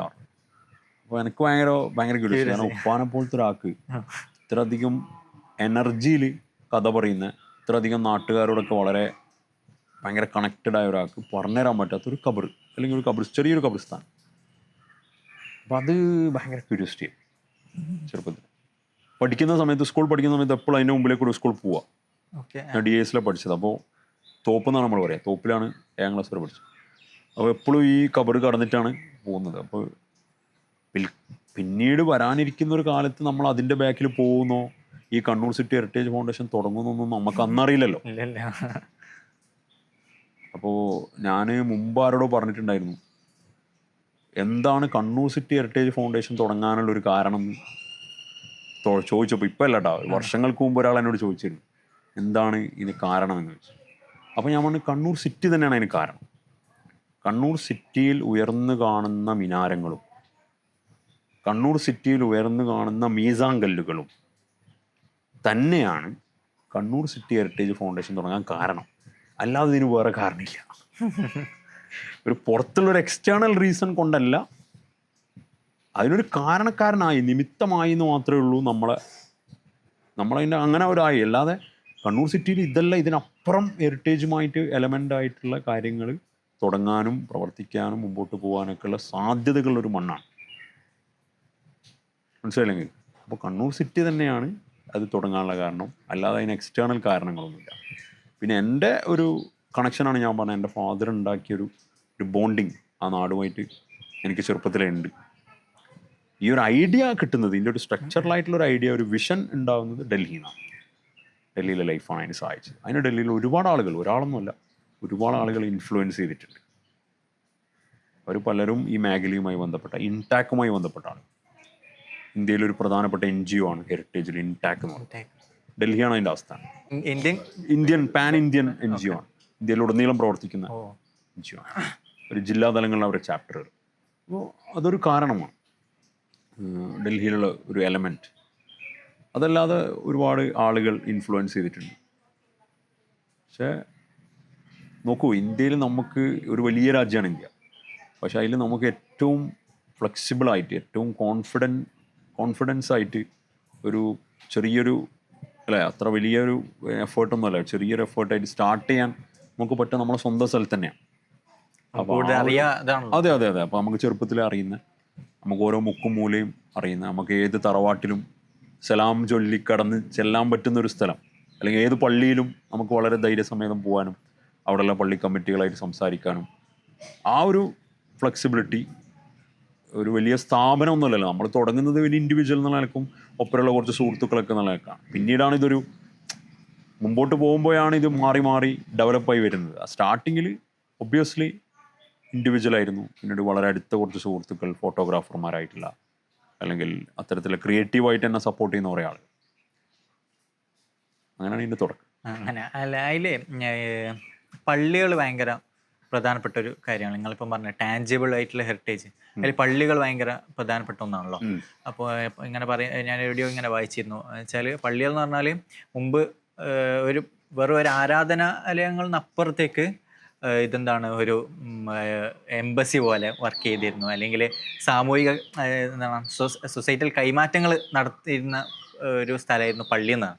അപ്പോൾ ഇത് എങ്ങനെയാണ് ഈ ഹെറിറ്റേജ് നിങ്ങൾ എങ്ങനെ ഇത് കൂടുതലായിട്ട് എക്സ്പ്ലോർ ചെയ്ത്? ഈ പള്ളികൾ ഒരേ സമയം രണ്ട് എലമെൻറ്റും കാണാൻ പറ്റും. നിങ്ങൾ പറഞ്ഞ ശരിയാണ്. നിങ്ങളിപ്പോൾ പറഞ്ഞതിൽ തന്നെ രണ്ട് എലമെൻറ്റും ഉണ്ട്. ഹെറിറ്റേജ് ടാഞ്ചിബിളും ഉണ്ട്, ഇൻടാഞ്ചിബിളും ഉണ്ട്. ഒരേ സമയം ആ സ്ട്രക്ചർ, അതിൻ്റെ ആർക്കിടെക്ചർ, അതിൻ്റെ നിർമ്മാണ രീതി, അതിനുപയോഗിച്ച മെറ്റീരിയലുകൾ, അതിനുപയോഗിച്ച ഐഡിയ, അതിൻ്റെ നിറങ്ങൾ, ഇതൊക്കെ ടാഞ്ചിബിൾ എലമെൻറ്റുമായിട്ട് ബന്ധപ്പെട്ട സംഗതിയാണ്. എന്നാൽ നിങ്ങൾ പറഞ്ഞ പോലെ അവിടെ നടന്ന പ്രാക്ടീസുകൾ, അവിടെ എന്തിനൊക്കെ അത് ഉപയോഗിച്ചു, വെറും ആരാധിക്കാനോ അല്ലെങ്കിൽ നിസ്കരിക്കാനോ അല്ലെങ്കിൽ ആ അർത്ഥത്തിലുള്ള ആരാധനകൾക്ക് അപ്പുറം സാമൂഹികമായ ഒരുപാട് സഹവർത്തിത്വങ്ങൾ അവിടെ നടക്കുന്നുണ്ട്. അവിടെ കല്യാണങ്ങൾ നടക്കുന്നുണ്ട്, മരണാനന്തരമായ ചടങ്ങുകൾ നടക്കുന്നുണ്ട്. അപ്പോൾ എല്ലാ പള്ളിയിലും നടക്കുന്ന സംഗതിയാണ്. അതിന് പുറമെ നിങ്ങൾ ഇന്ന് കാണാത്ത, ഇന്ന് നമ്മുടെ പല പള്ളികളിലും കാണാത്ത എക്കണോമിക്കലായിട്ടുള്ള ഒരുപാട് കാര്യങ്ങൾ, ട്രാൻസാക്ഷൻസ്, മീറ്റിങ്സ്. അതുപോലെ നിങ്ങൾ എംബസി എന്നുള്ള വാക്ക് ഉപയോഗിച്ചു. അതെന്ന് വെച്ചാൽ അതങ്ങനെ ഉപയോഗിക്കാൻ കാരണം, ഈ തുറമുഖങ്ങൾ കേന്ദ്രീകരിച്ച്, കേരളത്തിൻ്റെ കോസ്റ്റൽ തുറമുഖങ്ങൾ, പഴയ തുറമുഖങ്ങൾ കേന്ദ്രീകരിച്ചുള്ള പള്ളികളിലൊക്കെ ഈ പണ്ട് കമ്മ്യൂണിക്കേഷൻസിനൊന്നും സൗകര്യങ്ങളൊന്നുമില്ല. അപ്പോൾ ഒരു കപ്പൽ വന്നു കഴിഞ്ഞാൽ, ഇപ്പോൾ യമനെന്നോ അല്ലെങ്കിൽ ഈജിപ്തെന്നോ അല്ലെങ്കിൽ ഹോർമുസെന്നോ എവിടെ നിന്നാണ് ഒരു മറ്റ് ദിശകളിൽ നിന്നുള്ള കപ്പൽ ഇപ്പോൾ ഇങ്ങോട്ടേക്ക് വന്നു കഴിഞ്ഞാൽ, ആ കപ്പൽ വന്ന ദിശയിൽ നിന്ന് വീണ്ടും കപ്പലുകൾ വരും അതേ നാട്ടിൽ നിന്ന്. അപ്പോൾ അവർക്ക് ഇവിടെ എത്തിയിട്ടുണ്ട്, നമ്മൾ ആദ്യത്തെ ടീം ഇവിടെ എത്തിയിട്ടുണ്ടെന്നും, ഇവിടെ എത്തിയതിനു ശേഷം അവർ ഈ തീരപ്രദേശം വിട്ട് ചിലപ്പോൾ മലയോര മേഖലയിലേക്കോ മറ്റ് സ്ഥലങ്ങളിലേക്കോ കുരുമുളകോ അല്ലെങ്കിൽ മറ്റുള്ള കാര്യങ്ങളോ കളക്ട് ചെയ്യാനൊക്കെ പോയിട്ടുണ്ടെന്നും, ഈ സംഗതികളൊക്കെ കോർഡിനേറ്റ് ചെയ്യാൻ വേണ്ടിയിട്ട് അന്ന് പള്ളികളാണ് അവർ ഉപയോഗിച്ചിരുന്നത്, കമ്മ്യൂണിക്കേറ്റ് ചെയ്യാൻ. അപ്പോൾ അടുത്ത ടീം വന്നാൽ ഈ പള്ളിയിലാണ്, ഒരു പെർട്ടിക്കുലർ പള്ളിയിലാണ് അവർ പോകുക. ആ തുറമുഖത്ത്, ഓരോ തുറമുഖത്തും ഇങ്ങനെ ഓരോ രാജ്യങ്ങൾക്കും അവരുടേതായ ഒരു കമ്മ്യൂണിക്കേറ്റീവ് എലമെൻറ്റ്, അവരെ കോർഡിനേറ്റ് ചെയ്തിരുന്ന എലമെൻറ്റ് പള്ളികളായിരുന്നു. ഇത് എല്ലാ തുറമുഖങ്ങളിലും സംഭവിച്ചിട്ടുണ്ട്. ഇത് ഒരു സ്ഥലത്ത് മാത്രം സംഭവിച്ചല്ല. ഇത് എവിടെയൊക്കെ നമ്മളന്ന് കപ്പലെടുത്തിരുന്നോ, കേരളത്തിൻ്റെ തീരപ്രദേശങ്ങൾ അല്ലെങ്കിൽ ഇന്ത്യയുടെ തീരപ്രദേശങ്ങൾ, അവിടെയൊക്കെ നമുക്ക് ഈ മുസ്ലിം പള്ളികളുടെ ഒരു ഡ്യൂട്ടി ആയിട്ട്, ഒരു റെസ്പോൺസിബിലിറ്റി ആയിട്ട് ഈ ഒരു സാധനം നമുക്ക് കാണാൻ പറ്റും. വളരെ സ്ട്രോങ് ആയിട്ട് നമുക്ക് കാണാൻ പറ്റും. രണ്ടാമത്തെ ഒരു എലമെൻറ്റ്, ഇപ്പോൾ പ്രത്യേകമായ ചില പള്ളികൾ എടുക്കുകയാണെങ്കിൽ, ഇപ്പോൾ ഉദാഹരണമായിട്ട് എടുക്കുകയാണ്, കണ്ണൂർ സിറ്റിയിലെ മാപ്പിള ബേയിലുള്ള പള്ളിയാണ് ആയിക്കര മൊയ്തീൻ പള്ളി. വളരെ കാണാൻ തന്നെ വളരെ മനോഹരമായ, നമ്മളെ കണ്ണിന് ഭയങ്കര കുളിർമയുള്ളൊരു പള്ളിയാണ്. അപ്പോൾ ഈ നിങ്ങളെ ചോദിക്കുന്ന ചോദ്യത്തിൻ്റെ തുടക്കത്തിൽ നിങ്ങൾ പറഞ്ഞിരുന്നു പഴയകാലത്ത് ആളുകൾ പള്ളി എടുക്കുന്നത്. ഈ പഴയകാലത്ത് ആളുകൾ പള്ളി എടുക്കുന്നതിന് വേണ്ടി അവരുടെ പ്രിപ്പറേഷൻ ഉണ്ട്. അതായത് ബൈത്തുള്ള എന്നുള്ളതാണ്, അള്ളാൻ്റെ വീട് എന്നുള്ളതാണ് കോൺസെപ്റ്റ് അല്ലേ. പള്ളി എന്നല്ല, ബൈത്തുള്ള. അപ്പോൾ ഈ അള്ളാൻ്റെ വീടായതുകൊണ്ട് തന്നെ ഭയങ്കര സ്നേഹവും ഭയങ്കര പ്രിപ്പറേഷനും പരിഗണനയും അതിനെ ആ ഒരു പള്ളി എടുക്കുന്നതിന് മുമ്പ് തന്നെ അത് തുടങ്ങും. പള്ളി എടുക്കാനുള്ള സ്ഥലം കണ്ടെത്തുന്നതിലും ആ സ്ഥലത്ത് എങ്ങനെ അതിൻ്റെ ഡിസൈനിങ് വരണം, അതിന് വേണ്ട മരങ്ങൾ എവിടുന്ന് കൊണ്ടുവരും, അതിന് വേണ്ട തൊഴിലാളികൾ, അതിന് ഒരുപാട് മനുഷ്യാധ്വാനം ആവശ്യമാണ്. അപ്പോൾ ഇങ്ങനെയുള്ള ഭയങ്കരമായൊരു ഒരു മാനിഫെസ്റ്റേഷൻ അന്നുണ്ടായിരുന്നു. അത് നമ്മൾ ഈ പള്ളികൾ, അതുകൊണ്ടാണ് നമുക്ക് ഇപ്പോഴും ആ പള്ളി ആസ്വദിക്കാൻ പറ്റുന്നത്. ഇപ്പോഴും നമുക്കൊരു 300, 400, 500 വർഷങ്ങൾക്ക് മുമ്പ് എടുത്ത പള്ളികൾ നമുക്ക് പോയിട്ട് അതിൻ്റെ മുമ്പിൽ നിന്നിട്ട് അതിൻ്റെ ആർക്കിടെക്ചർ ആസ്വദിക്കാനും അത് അനുഭവിക്കാനും ഒക്കെ പറ്റുന്നത് ഇത് എടുക്കാൻ വേണ്ടി അവരുണ്ടാക്കിയ അവരുടെ ഇൻറ്റൻഷനും അവരുടെ ആ ഒരു ആഗ്രഹമാണല്ലോ മാനിഫെസ്റ്റ് ചെയ്യപ്പെടുന്നത്. ആ ആഗ്രഹവും ആ ആഗ്രഹത്തോടൊപ്പം അവരിങ്ങനെ അതിനെ കൊണ്ടുവന്നൊരു രീതിയും എങ്ങനെ അത് ഉണ്ടാക്കി. അപ്പോൾ ഞാൻ വിചാരിക്കുന്നത് ഇപ്പോൾ അത്രത്തോളം ഒരു പള്ളി നിർമ്മാണത്തിൽ ഒരു ഭൂരിപക്ഷം, ഞാൻ പറയുന്നത് ജനറലായിട്ടാണ്, ഏതെങ്കിലും ഒരു വേറിട്ട പള്ളി നമ്മളെ നാട്ടിൽ വളരെ മനോഹരമായി നിർമ്മിക്കപ്പെടുന്നില്ല എന്ന് ഞാൻ പറയാം. എനിക്ക് അഭിപ്രായം ഇല്ല. ഉണ്ട്, വളരെ ഒറ്റപ്പെട്ട സ്ഥലങ്ങളിലൊക്കെ ഇന്നും വളരെ മനോഹരമായിട്ട് രീതിയിൽ ഇന്നത്തെ ആധുനികമായ സംവിധാനങ്ങളോടുകൂടി എന്നാൽ കാണാൻ വളരെ സൗന്ദര്യം. ഇന്ന് കുറച്ചും കൂടി എന്ന് വെച്ചാൽ നമ്മളൊരു ഗൾഫ് മോഡൽ പള്ളികളാണ്. അല്ല, ഞാൻ പറയുന്നത് മോഡലിന്റെ അല്ല, ഉപയോഗിക്കുന്ന മെത്തഡോളജിന്റെ അല്ല, അതിൻ്റെ ഒരു സൗന്ദര്യ ശാസ്ത്രമുണ്ട്. അതായത് എന്തോ ഉണ്ടായിക്കോട്ടെ, നമ്മൾ ഏത് ആർക്കിടെക്ചർ ആയാലും അതിനൊരു സൗന്ദര്യത്തോടു കൂടി അതിനാ ഒരു ഭൂഘടന പരിഗണിച്ചുകൊണ്ട് എവിടെയാണോ ഉണ്ടാക്കുന്നത് ആ നാട്ടിലെ ഭൂഘടന പരിഗണിച്ചു ചുറ്റുപാടും സ്ഥലങ്ങളൊക്കെ കുറച്ചും കൂടെ അക്വയർ ചെയ്തുകൊണ്ട് അതിനനുസരിച്ച രീതിയിൽ.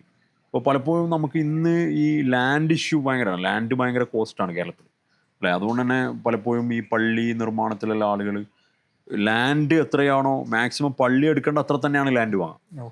ഇതിൻ്റെ ചുറ്റുപാട് ഒരു സ്ഥലവും ഉണ്ടാവില്ല. അങ്ങനെ ഒരുപാട് സിറ്റികളിലൊക്കെ നമുക്ക് അനുഭവം ഉണ്ടാവും. ചിലപ്പോൾ പഴയ പള്ളി ചിലപ്പോൾ ചെറുതായിരിക്കും, പിന്നീട് എടുക്കുമ്പോൾ ഈ ഫുൾ ലാൻഡിലും അങ്ങ് പള്ളി എടുക്കും. പക്ഷെ പണ്ടത്തെ പക്ഷെ അന്ന് ലാൻഡ് ഇഷ്ടംപോലെ അവൈലബിൾ ആയതുകൊണ്ട് ഒരു കാരണമാവാം. പക്ഷെ ഭയങ്കര ബ്യൂട്ടിഫുൾ ആയിട്ടാണ് അവരത് ചെയ്തത്. അതിൻ്റെ ഒരു ഉദാഹരണം ഞാൻ പറയാൻ പോകുമ്പോൾ ഇത്രയും എക്സ്പ്ലെയിൻ ചെയ്യണമെന്ന്. മൊയ്തീൻ പള്ളി, ആയിക്കര മൊയ്തീൻ പള്ളി. ആയിക്കര മൊയ്തീൻ പള്ളി എന്ന് പറഞ്ഞാൽ ശരിക്കും ജുമ ഇല്ലാത്ത പള്ളിയാണ്. ജുമ ഉണ്ടായിരുന്നില്ല. ഇപ്പോൾ ജുമ ഉണ്ട് ലോക്ക്ഡൗണിന് ശേഷം. അന്ന് ജുമ ഇല്ലാത്ത 5 വക്ത് നിസ്കാരം മാത്രമുള്ള ഒരു പള്ളി. അത് നിർമ്മിക്കുന്നത് മാപ്പിള ബേ എന്ന് പറയുന്ന തുറമുഖത്താണ്. ഇപ്പോൾ തുറമുഖത്ത് അടുക്കുന്ന കപ്പലുകളുടെ അതിൻ്റെ വരവും പോക്കും ഒക്കെ നിരീക്ഷിക്കാൻ വേണ്ടിയിട്ട് ഒരു നിരീക്ഷണ ഗോപുരത്തോടു കൂടിയാണ് ആ പള്ളി നിർമ്മിക്കുന്നത്. പള്ളിയുടെ ആർക്കിടെക്ചറിൽ തന്നെ ആ ഒരു എലമെന്റ് വരികയാണ്. അത് മിനാരത്തിൻ്റെ മുകളിൽ പോയി കഴിഞ്ഞാൽ നിങ്ങൾക്ക് എന്ത് നിരീക്ഷിക്കാൻ പറ്റും? തുറമുഖം കൃത്യമായി നിരീക്ഷിക്കാൻ പറ്റും. രണ്ടാമത്തെ ഒരു എലമെന്റ്, അത് നിരീക്ഷിക്കുന്ന പോട്ടെ, നിരീക്ഷിക്കാൻ പോകാൻ നിരീക്ഷണ മേഖല കൂടെ, അതായത് പള്ളിൻ്റെ പിറകിൽ ഒരു ഉയരമുള്ള ഭാഗം വേറെയും നിർമ്മിക്കുന്നുണ്ട്. അതായത് മിനാരത്തിൻ്റെ മുകളിൽ നിരീക്ഷിക്കാൻ 1-2 ആളുണ്ടാവുമായിരിക്കും. പക്ഷെ സ്ഥിരമായി ഈ മാപ്പിള ബേ നിരീക്ഷിക്കാൻ വേണ്ടിയിട്ട് അവിടെ വേറൊരു എലമെന്റ് പള്ളി കൂടാതെ തന്നെ ഒരു നിരീക്ഷണ മേഖല പോലെ ഒരു ഹൈറ്റിൽ കെട്ടിയുണ്ടാക്കുന്നുണ്ട്. ഇതൊക്കെ ആ പള്ളിൻ്റെ അകത്താണ്, കോമ്പൗണ്ടിൻ്റെ അകത്താണ് ഇതൊക്കെ വരുന്നത്. അത് ഇനി പുറത്തുനിന്ന് നോക്കുന്ന ഒരാളെ സംബന്ധിച്ചിടത്തോളം, ഇനി ആ പള്ളിൻ്റെ അകത്തുള്ള കാര്യം, ഇനി പുറത്തുനിന്ന് മാപ്പിള ബേയിൽ വരുന്ന ഒരു കപ്പലിനെ സംബന്ധിച്ചിടത്തോളം ഉയരമുള്ളൊരു മിനാരമാണ് എന്താകുന്നത് അവർ പള്ളി കാണാൻ. അപ്പോൾ പള്ളി ഒരു മാപ്പിള ബേ തുറമുഖത്തിൻ്റെ ഒരു ശ്രദ്ധാകേന്ദ്രമായി വരുന്ന രൂപത്തിൽ നിർമ്മിക്കുന്ന ഇത് രണ്ടർത്ഥത്തിലും, ഒന്ന് പള്ളി എന്നുള്ള അർത്ഥത്തിൽ അതിൻ്റെ നിർമ്മാണം, പുറത്തുനിന്ന് അതിനൊരാളെങ്ങനെ കാണുന്നു എന്നുള്ളൊരു പെർസെപ്ഷനും കൂടിയുണ്ട്. ഇതൊക്കെ പരിഗണിച്ചു കൊണ്ടുള്ള നിർമ്മാണങ്ങൾ. ഇതൊരു പള്ളിൻ്റെ ഉദാഹരണമാണ്. ഇങ്ങനെ ഓരോ പള്ളി നമ്മൾ എടുക്കുകയാണെങ്കിൽ നമുക്ക് ആ അർത്ഥത്തിൽ അതിനെ പല പെർസ്പെക്റ്റീവിലും നമുക്ക് കാണാൻ കഴിയും. നിങ്ങളാ ഒരു ചോദ്യം എംബസിയുമായി ബന്ധപ്പെട്ട് ടച്ച് ചെയ്തുകൊണ്ടാണ് ഞാൻ അത് ആദ്യം പറഞ്ഞത്. യഥാർത്ഥത്തിൽ അന്നത്തെ കമ്മ്യൂണിക്കേഷൻസിന് വേറെ ഉപകരണങ്ങളൊന്നും ഇല്ലാത്ത കാലത്ത് പരമാവധി കമ്മ്യൂണിക്കേഷൻ കേന്ദ്രീകരിക്കാൻ വേണ്ടി ഇവരുണ്ടാക്കിയ പോയിന്റുകളിൽ ഒരു പോയിന്റ് പള്ളിയാണ്. അല്ല, ഈ കുറ്റിച്ചിറ മിഷ്കാൽ പള്ളിയില്ല, അത് നഹൂദ മിഷ്കാൽ എന്ന് പറഞ്ഞ ഒരു വ്യാപാരിയാണല്ലോ ഉണ്ടാക്കുന്നത്. അപ്പോൾ അതുപോലെ ഈ പള്ളികളൊക്കെ ഉണ്ടാക്കിയത് ഇങ്ങനെയുള്ള വ്യാപാരികളാണല്ലോ, അല്ലെങ്കിൽ അവിടെയുള്ള നാറ്റീവ്സ് ആയിട്ടുള്ള മുസ്ലിംസ് ആണോ? എങ്ങനെ നിർമ്മാണമൊക്കെ എങ്ങനെ ആരാ നടത്തുക? അല്ലെ രാജാക്കന്മാർ? കേരളത്തിലെ എല്ലാ പള്ളികളെ കുറിച്ചിട്ടൊന്നും നമ്മൾ പഠിച്ചിട്ടില്ലെങ്കിലും ഈ പറഞ്ഞ നിങ്ങൾ ചോദിക്കപ്പെട്ടതിൽ ഇപ്പോൾ ഉത്തരം പറയാൻ പറ്റുക രണ്ടും ഉണ്ട് എന്നുള്ള. പ്രാദേശികമായിട്ടും പള്ളികൾ നിർമ്മിച്ചത് കാണാൻ പറ്റും. ഇപ്പോൾ അറക്കൽ പോലുള്ള കണ്ണൂർ അറക്കൽ രാജവംശം പള്ളികൾ നിർമ്മിച്ചിട്ടുണ്ട് പ്രാദേശികമായിട്ടാണ്. അതല്ലാതെ തന്നെ എത്രയോ മുസ്ലിം കുടുംബങ്ങൾ, ഇപ്പോൾ തലശ്ശേരിയിലുള്ള ഫാമിലി നിർമ്മിച്ചതാണ് നമ്മൾ ഓടത്തിൽ പള്ളി. ഓടത്തിൽ പള്ളി മാത്രമല്ല, വേറെയും പള്ളി, മുഖദാർ പള്ളിയുണ്ട്. അതുപോലെ തന്നെ വേറെയും ഒരുപാട് കുടുംബങ്ങൾ, ഇപ്പോൾ കണ്ണൂരാണെങ്കിലും വലിയ ഒരുപാട് മറ്റ് കുടുംബങ്ങൾ എന്ത് ചെയ്യുന്നുണ്ട്, ഈ പള്ളികൾ നിർമ്മിക്കുന്നുണ്ട്. ഇപ്പോൾ വളവട്ടണം പോയി കഴിഞ്ഞാൽ അടുത്തടുത്ത് പള്ളികൾ കാണാം. വളവട്ടണം ചില അടുത്തടുത്ത് പള്ളികൾ, എന്ന് വെച്ചാൽ വ്യത്യസ്ത കുടുംബങ്ങൾ തന്നെ പള്ളി നിർമ്മാണം ഒരു അവരുടെ ഒരു പ്രിവിലേജിൻ്റെ ഭാഗമായിട്ട്, കുടുംബത്തിൻ്റെ ഒരു ഇതായിട്ട് കണ്ടിരുന്നുണ്ടാവും. അല്ലാണ്ട് ഇത്ര അടുത്ത് പള്ളിൻ്റെ ആവശ്യമില്ലല്ലോ. അപ്പോൾ ഞാൻ പറയുന്നത് പ്രാദേശികമായിട്ട് തറവാടുകൾ, കുടുംബങ്ങൾ ഒക്കെ പള്ളി നിർമ്മിച്ചിട്ടുണ്ട്. ഇനി നക്കൂത്ത മിഷ്കാലിനെ പോലെ മറ്റു പ്രദേശങ്ങളിൽ ഉണ്ടോയെന്ന് വെച്ചാൽ അതുമുണ്ട്. പുറത്തുനിന്ന വ്യാപാരികൾ ഇവിടെ വരികയും അവരുടെ വ്യാപാര കുത്തക അല്ലെങ്കിൽ വ്യാപാര സ്വാധീനം വർദ്ധിപ്പിക്കുന്നതിന് വേണ്ടി അവരുടെ ഒരുപാട് ഇൻവെസ്റ്റ്മെൻറ്റുകൾ ചെയ്യുന്നതിൽ ഒരു ഇൻവെസ്റ്റ്മെൻറ്റ് യഥാർത്ഥത്തിൽ ഇൻഫ്ലുവൻസ് ചെയ്യാൻ പറ്റുന്ന ഒരു സംഗതിയാണ് ഈ പള്ളി നിർമ്മിക്കുക എന്ന് പറയുന്നത്. പള്ളി നിർമ്മിക്കുക എന്ന് പറഞ്ഞാൽ തന്നെ വലിയൊരു അള്ളാന്റെ മാർഗത്തിൽ രണ്ടുമാണ് ഒരേ സമയം. അത് അദ്ദേഹത്തിന്റെ ഈ മതപരമായ ഒരു ദീനീപരമായ ഒരു സംഗതിയായിട്ടും അതിലുപരി ഇവിടെയുള്ള ലോക്കൽ ആയിട്ടുള്ള മുസ്ലിംസുമായിട്ട് ബന്ധപ്പെട്ട ഒരു ഇൻഫ്ലുവൻഷ്യൽ ക്രിയേറ്റ് ചെയ്യാന്നുള്ളതും കൂടിയാണ്. രണ്ടും ഒരേ സമയം അവരുടെ ഈ പറഞ്ഞ നമ്മൾ നേരത്തെ പറഞ്ഞ പോലെ പള്ളി ഒരേ സമയം നിസ്കരിക്കാൻ മാത്രമല്ല, നിസ്കാരം എന്ന് പറയുന്നത് ഒരു 5 നേരം നടക്കുന്നു. അതിനു പുറമെ ഇത്തരത്തിലുള്ള വ്യാപാര ആവശ്യങ്ങൾക്ക് വരുന്ന ആളുകളുടെ പല കാര്യങ്ങളും മീറ്റ് ചെയ്യുന്നത് പള്ളിയുമായി കേന്ദ്രീകരിച്ച്. കാരണം ഒരു പബ്ലിക് സ്പേസ് ആണ് പള്ളി. അതാണ് നമ്മൾ ആദ്യം അടിവരായിട്ട് മനസ്സിലാക്കുക. പള്ളി എന്ന് പറയുന്ന ഒരു പബ്ലിക് സ്പേസാണ്, ഒരിക്കലും ഒരു പ്രൈവറ്റ് സ്പേസ് അല്ല. അത് മാത്രമല്ല, അത് പിന്നെ ഡെലിബറേറ്റ്ലി അത് ഉണ്ടായിക്കഴിഞ്ഞാൽ പിന്നെ അത് ആരതല്ല, ഉണ്ടാക്കിയ ആളതല്ല, അത് വഖഫ് ചെയ്യപ്പെട്ട, അത് പിന്നെ ഈ പറഞ്ഞ പോലെ ദൈവത്തിൻ്റെതാണ്, അല്ലെങ്കിൽ പബ്ലിക് ദൈവത്തിൻ്റെ പ്രോപ്പർട്ടിയായി മാറുകയാണ്. അപ്പോൾ ആ അർത്ഥത്തിൽ ഒരേ സമയം അവരുടെ മതപരമായൊരു ഇൻഫ്ലുവൻസും, രണ്ടാമത്തത് ബിസിനസ്സിൽ ഇൻഫ്ലുവൻസ്, അതാത് ലൊക്കാലിറ്റിയിൽ പോവുക. അത് വലിയ വലിയ ബിസിനസ്സുകാർ ഇവിടെ നിന്ന് പോയിട്ടും ഉണ്ടാക്കിയിട്ടുണ്ടെന്നൊക്കെ പറയപ്പെടുന്നുണ്ട്. പ്രധാനപ്പെട്ട കണ്ണൂരിലെ ചില തറവാടുകളൊക്കെ മറ്റു പ്രദേശങ്ങളിൽ പോയിട്ട് വ്യാപാരത്തിന് പോയിട്ട് അവിടെ പള്ളി എടുക്കുന്നതിൽ, അങ്ങനെ ബോംബെയിലും മറ്റു സ്ഥലങ്ങളിലൊക്കെ പള്ളിയെടുത്ത കുടുംബങ്ങളും വർത്തമാനങ്ങളും കഥകളൊക്കെ നമ്മളങ്ങനെ കേൾക്കാറുണ്ട്. അപ്പോൾ നിങ്ങൾ വ്യാപാരത്തെ പറ്റി പറഞ്ഞു. നമ്മളിവിടുത്തെ ഏറ്റവും വ്യാപാരത്തെ പറ്റി ഏറ്റവും കൂടുതൽ പറയുമ്പോൾ കുരുമുളകാണ്. യൂറോപ്യൻസൊക്കെ ഇതിനായിട്ട് കേരളത്തിൽ അല്ലെങ്കിൽ മലബാറിൽ അല്ലെങ്കിൽ ഇന്ത്യയിലൊക്കെ വന്നിട്ടുണ്ട് പറയപ്പെടും. അപ്പോൾ ഇവിടുത്തെ മെയിൻ ഒന്ന് വ്യാപാരം സ്പൈസസ് എന്നാണ്. അപ്പോൾ ഇതിൽ കുരുമുളക്, ബാക്കി ഏതൊക്കെ അതിൽ എങ്ങനെ വരുന്നൊക്കെ സ്പൈസസ് എങ്ങനെയാണ് അവിടെ എത്തിപ്പെടുന്നൊക്കെ എങ്ങനെയാണ് നമ്മൾ കേരളത്തിലുള്ള സാധനം? ഇത് കുരുമുളക് മാത്രമല്ല, കുരുമുളക് അതിലൊരു പ്രധാനപ്പെട്ട ഘടകമായിരുന്നു. അല്ലെങ്കിൽ കുരുമുളകിന് വലിയ വാണിജ്യപരമായിട്ട് വലിയ പ്രാധാന്യം ഉണ്ടായിരുന്നു. കാരണം കുരുമുളക് ഉപയോഗിക്കുന്നത് എന്തിനാണ് ഈ യൂറോപ്യൻസ് ഈ കുരുമുളകിന് എന്താണ് അവരെ കൺസ്യൂം ചെയ്യും, അവരെന്തിനു വേണ്ടിയിട്ടാണ് ഇത് കൺസ്യൂം ചെയ്തത്? കുരുമുളക് യഥാർത്ഥത്തിൽ കേരളത്തിൻ്റെ അല്ലെങ്കിൽ മലബാറിൻ്റെ തീരപ്രദേശങ്ങളിൽ വ്യാപകമായി കയറ്റുമതി ചെയ്തതുകൊണ്ടാണല്ലോ ബ്രിട്ടീഷുകാർ ഇതിനെ സ്പൈസ് റൂട്ട് എന്നൊക്കെ വിളിച്ചത്. ഉത്തരേന്ത്യയിൽ സിൽക്ക് റൂട്ടാണ്, താഴെ നമ്മളെ മേഖലയൊക്കെ സ്പൈസ് റൂട്ടിലാണ്. അപ്പോൾ ഈ സ്പൈസ് റൂട്ട് അല്ലെങ്കിൽ സ്പൈസസിന് ഇത്രയധികം ഇമ്പോർട്ടൻസ്. ഇപ്പോൾ കുരുമുളക് യഥാർത്ഥത്തിൽ അന്ന് ഉപയോഗിച്ചിരുന്നത് പ്രിസർവ് ചെയ്യാൻ വേണ്ടിയിട്ടാണ്. അന്ന് ഫ്രിഡ്ജില്ലല്ലോ. അവർ പല മീറ്റിൻ്റെ പ്രിസർവേഷനും മറ്റുമൊക്കെ കൂടുതലായിട്ടും കുരുമുളകാണ് ഉപയോഗിച്ചിരുന്നത്. അതുകൊണ്ട് തന്നെയാണ് ഈ വലിയ വലിയ തുക കൊടുത്തിട്ടാണ് കുരുമുളക് അവർ സ്വന്തമാക്കുന്നത്. കാരണം അവരെ സംബന്ധിച്ചിടത്തോളം കുരുമുളകായിട്ട് തന്നെ കൺസ്യൂം ചെയ്യല്ല, അതിനൊരു പ്രിസർവേഷൻ മെറ്റീരിയൽ ആയിട്ടാണ് അവർ കൺസ്യൂം ചെയ്യുന്നത്. അതുകൊണ്ടാണ് ബൾക്കായിട്ട് ഇന്ന് വാങ്ങുന്നതിനേക്കാളും കുരുമുളക് അന്ന് അവർ ബൾക്കായിട്ട് അവർ അത്രയും വില കൊടുത്തിട്ടാണ്. ഇന്നതൊരു പിന്നെ ഫുഡ് കൺസ്യൂമബിൾ ആയിട്ടാണ് എടുക്കുന്നത്, അല്ലെങ്കിൽ ഹെർബൽ കൺസ്യൂമബിൾ ആയിട്ടാണ് ഇന്ന് എടുക്കുന്നത്. അന്ന് അതിനൊരു പ്രിസർവേറ്റീവ്സ് ആയിട്ടും കൂടിയാണ് കൊണ്ടുപോയിട്ടുള്ളത്. ആവശ്യകത കൂടി വളരെ വലിയ ആവശ്യമാണ്. കാരണം അവർക്ക് അവിടെയുള്ള മീറ്റ് വർഷങ്ങളോളം അവരുടെ ടെമ്പറേച്ചറിൽ കേടുകൂടാതെ വെക്കാനും മറ്റു പല കാര്യങ്ങൾക്ക് വേണ്ടിയിട്ട് അവർ പ്രിസർവ് ചെയ്യാൻ വേണ്ടിയിട്ട് കൊടുക്കും. രണ്ടാമത്തത് അതിനോടൊപ്പം ഒരുപാട് കാഡമൺ, സിനമൺ അങ്ങനെയുള്ള ഒരുപാട് കാര്യങ്ങൾ നമ്മുടെ നാട്ടിലെ ജിഞ്ചർ ഒരു വലിയ എലമെൻ്റ് ആയിരുന്നു. അപ്പോൾ ഇങ്ങനെയുള്ള കാര്യങ്ങളൊക്കെ അന്ന് എക്സ്പോർട്ട് ചെയ്യും. പക്ഷേ നമ്മൾ പൊതുവെ ആരും പറയാത്തൊരു കാര്യം എനിക്ക് തോന്നുന്നത് ഇവിടെ നിന്ന് പോയ മരമാണ്. കൂടുതൽ ആളുകൾ ഈ സ്പൈസ് റൂട്ട് എന്ന് പറയുന്നതുകൊണ്ടാണ് സ്പൈസസിനെ കുറിച്ച് കൂടുതൽ സംസാരിക്കുന്നത്. മരം വലിയ തോതിൽ ഇവിടെ നിന്ന് പോയിട്ടുണ്ട്, പ്രത്യേകിച്ച് തേക്ക് മരം. കാരണം തേക്ക് മരം അങ്ങനെ പോകാൻ കാരണം വെച്ചാൽ അതും അതിൻ്റെ പർപ്പസാണ്. തേക്കുമരം കൊണ്ടാണ് ഈ പഴയ കാലത്ത് ഈ കപ്പലുകൾ നിർമ്മിക്കാൻ വേണ്ടി, മരം കൊണ്ടുള്ള കപ്പലുകളാണല്ലോ പണ്ടത്തെ. അപ്പോൾ നൂറ്റാണ്ടുകൾക്ക് മുമ്പ് കേരളത്തിലെ തേക്കുമരത്തിൻ്റെ ക്വാളിറ്റിയിൽ നല്ല വിശ്വാസം ലോകത്തിനുണ്ടായിരുന്നു. അല്ലെങ്കിൽ കേരളത്തിലെ തേക്ക് അല്ലെങ്കിൽ നിലമ്പൂർ തേക്ക് എന്നൊക്കെ നമ്മൾ പറയുന്ന പോലെ ഇവിടുത്തെ തേക്കിനൊരു ക്വാളിറ്റി ട്രസ്റ്റ് ബിൽഡ് ചെയ്യാൻ പറ്റിയ നൂറ്റാണ്ടുകൾക്ക് മുമ്പാണ്. അപ്പോൾ അതുകൊണ്ട് ഇത് ഭയങ്കര ഡിമാൻഡിങ് ആയിട്ടുള്ളൊരു അന്ന് എക്സ്പോർട്ടിങ് കാര്യങ്ങളൊക്കെ ഉണ്ടായിരുന്നു. അപ്പോൾ ഞാൻ കണ്ണൂരിൽ നിന്നായതുകൊണ്ടും നമ്മളിപ്പോൾ മാപ്പിളബേനെ കുറിച്ച് സംസാരിച്ചതുകൊണ്ടും ഇപ്പോഴത്തെ നിങ്ങളെ ചോദ്യം ഈ കയറ്റുമതിനെ കുറിച്ച് ആയതുകൊണ്ടൊക്കെ അതിനെ കണക്ട് ചെയ്തിട്ടൊരു കഥ എനിക്ക് ഓർമ്മയുണ്ട്. കഥ പറയാലോ അല്ലേ? 1760-കൾക്ക് ശേഷം, കൃത്യമായിട്ട് കൊല്ലം ഓർമ്മയില്ലാത്തതുകൊണ്ടാണ് അങ്ങനെ പറയുന്നത്, അറക്കലില് ജുനുമ ബി അറക്കൽ ബീവി ആയിട്ടിരിക്കുന്ന ഒരു കാലഘട്ടമാണ്. അപ്പോൾ ജുനുമ ബീവി ആയിട്ടിരിക്കുന്ന സമയത്ത് ഒരുപാട് തേക്ക് മരങ്ങൾ നിങ്ങളെ നാട്ടിൻ്റെ അടുത്ത് ധർമ്മടം തുരുത്തിൽ അല്ലെങ്കിൽ ധർമ്മടം മീൻസ് കരയിൽ ഈ പുഴ വഴി കൊണ്ടുവന്ന വലിയ നല്ല മുന്തിയ ഇനം തേക്ക് കൂട്ടിയിടുകയും അങ്ങനെ അത് അറക്കലിൻ്റെ ആവശ്യത്തിന് മുറിച്ച് കൊണ്ടുവന്നാണ്. മരം ഈ കപ്പലുണ്ടാക്കാൻ വേണ്ടിയിട്ടാണ്. കപ്പലുണ്ടാക്കാൻ യോഗ്യമായ നല്ല നമ്മളിപ്പോൾ പറഞ്ഞ ഇതുമായിട്ട് കണക്ട് ചെയ്ത് വരുന്നൊരു സ്റ്റോറിയാണ്. അപ്പോൾ അത് അവിടെ വന്ന സമയത്ത് ബ്രിട്ടീഷുകാരെന്ത് ചെയ്തു, ഇത് കൈക്കലാക്കി, ഈ മരം ഇത് കൈക്കലാക്കി. അപ്പോൾ അവർ പറഞ്ഞു, നിങ്ങൾ ഇതിൻ്റെ വില പറഞ്ഞോ, വില നമ്മൾ തരാം, പൈസ തരാം, ഇതിന് പകരം വില പറഞ്ഞാൽ മതി, അതിൻ്റെ വില തരാം, പക്ഷേ ഈ മരം നമുക്ക് വേണം, കാരണം ഇത് നമുക്ക് നമ്മളുടെ ആവശ്യങ്ങൾക്ക് ഉപയോഗിക്കാം, നമുക്കും അവർക്കും ഒബ്വിയസ്ലി പലതും ഉണ്ടാക്കാനാണ്, കപ്പലുകളും ഫർണിച്ചറുകളൊക്കെ ഉണ്ടാക്കാനാണ്. ഈ വിവരം എത്തി കണ്ണൂർ അറക്കൽ കൊട്ടാരത്തിൽ സിറ്റിയിൽ വിവരത്തി. അപ്പം അന്ന് സന്ദേശം കൈമാറുന്ന രീതി അറിയാലോ, നമ്മൾ എഴുത്തിലൂടെയൊക്കെയാണ് അറിയിക്കുക, അല്ലെങ്കിൽ ദൂതൻ അയക്കാണ് ചെയ്യുക. അപ്പം ദൂതൻ പോയി പറയാം, അങ്ങനെയൊക്കെ ഒരു രീതിയായിരിക്കും. എന്തായാലും ഇന്നത്തെ പോലെ അല്ലല്ലോ. ഉടനെ തന്നെ ഈ ജുനുമ ബീവി, അന്ന് അറക്കൽ ഭരണാധികാരി അവരായിരുന്നു.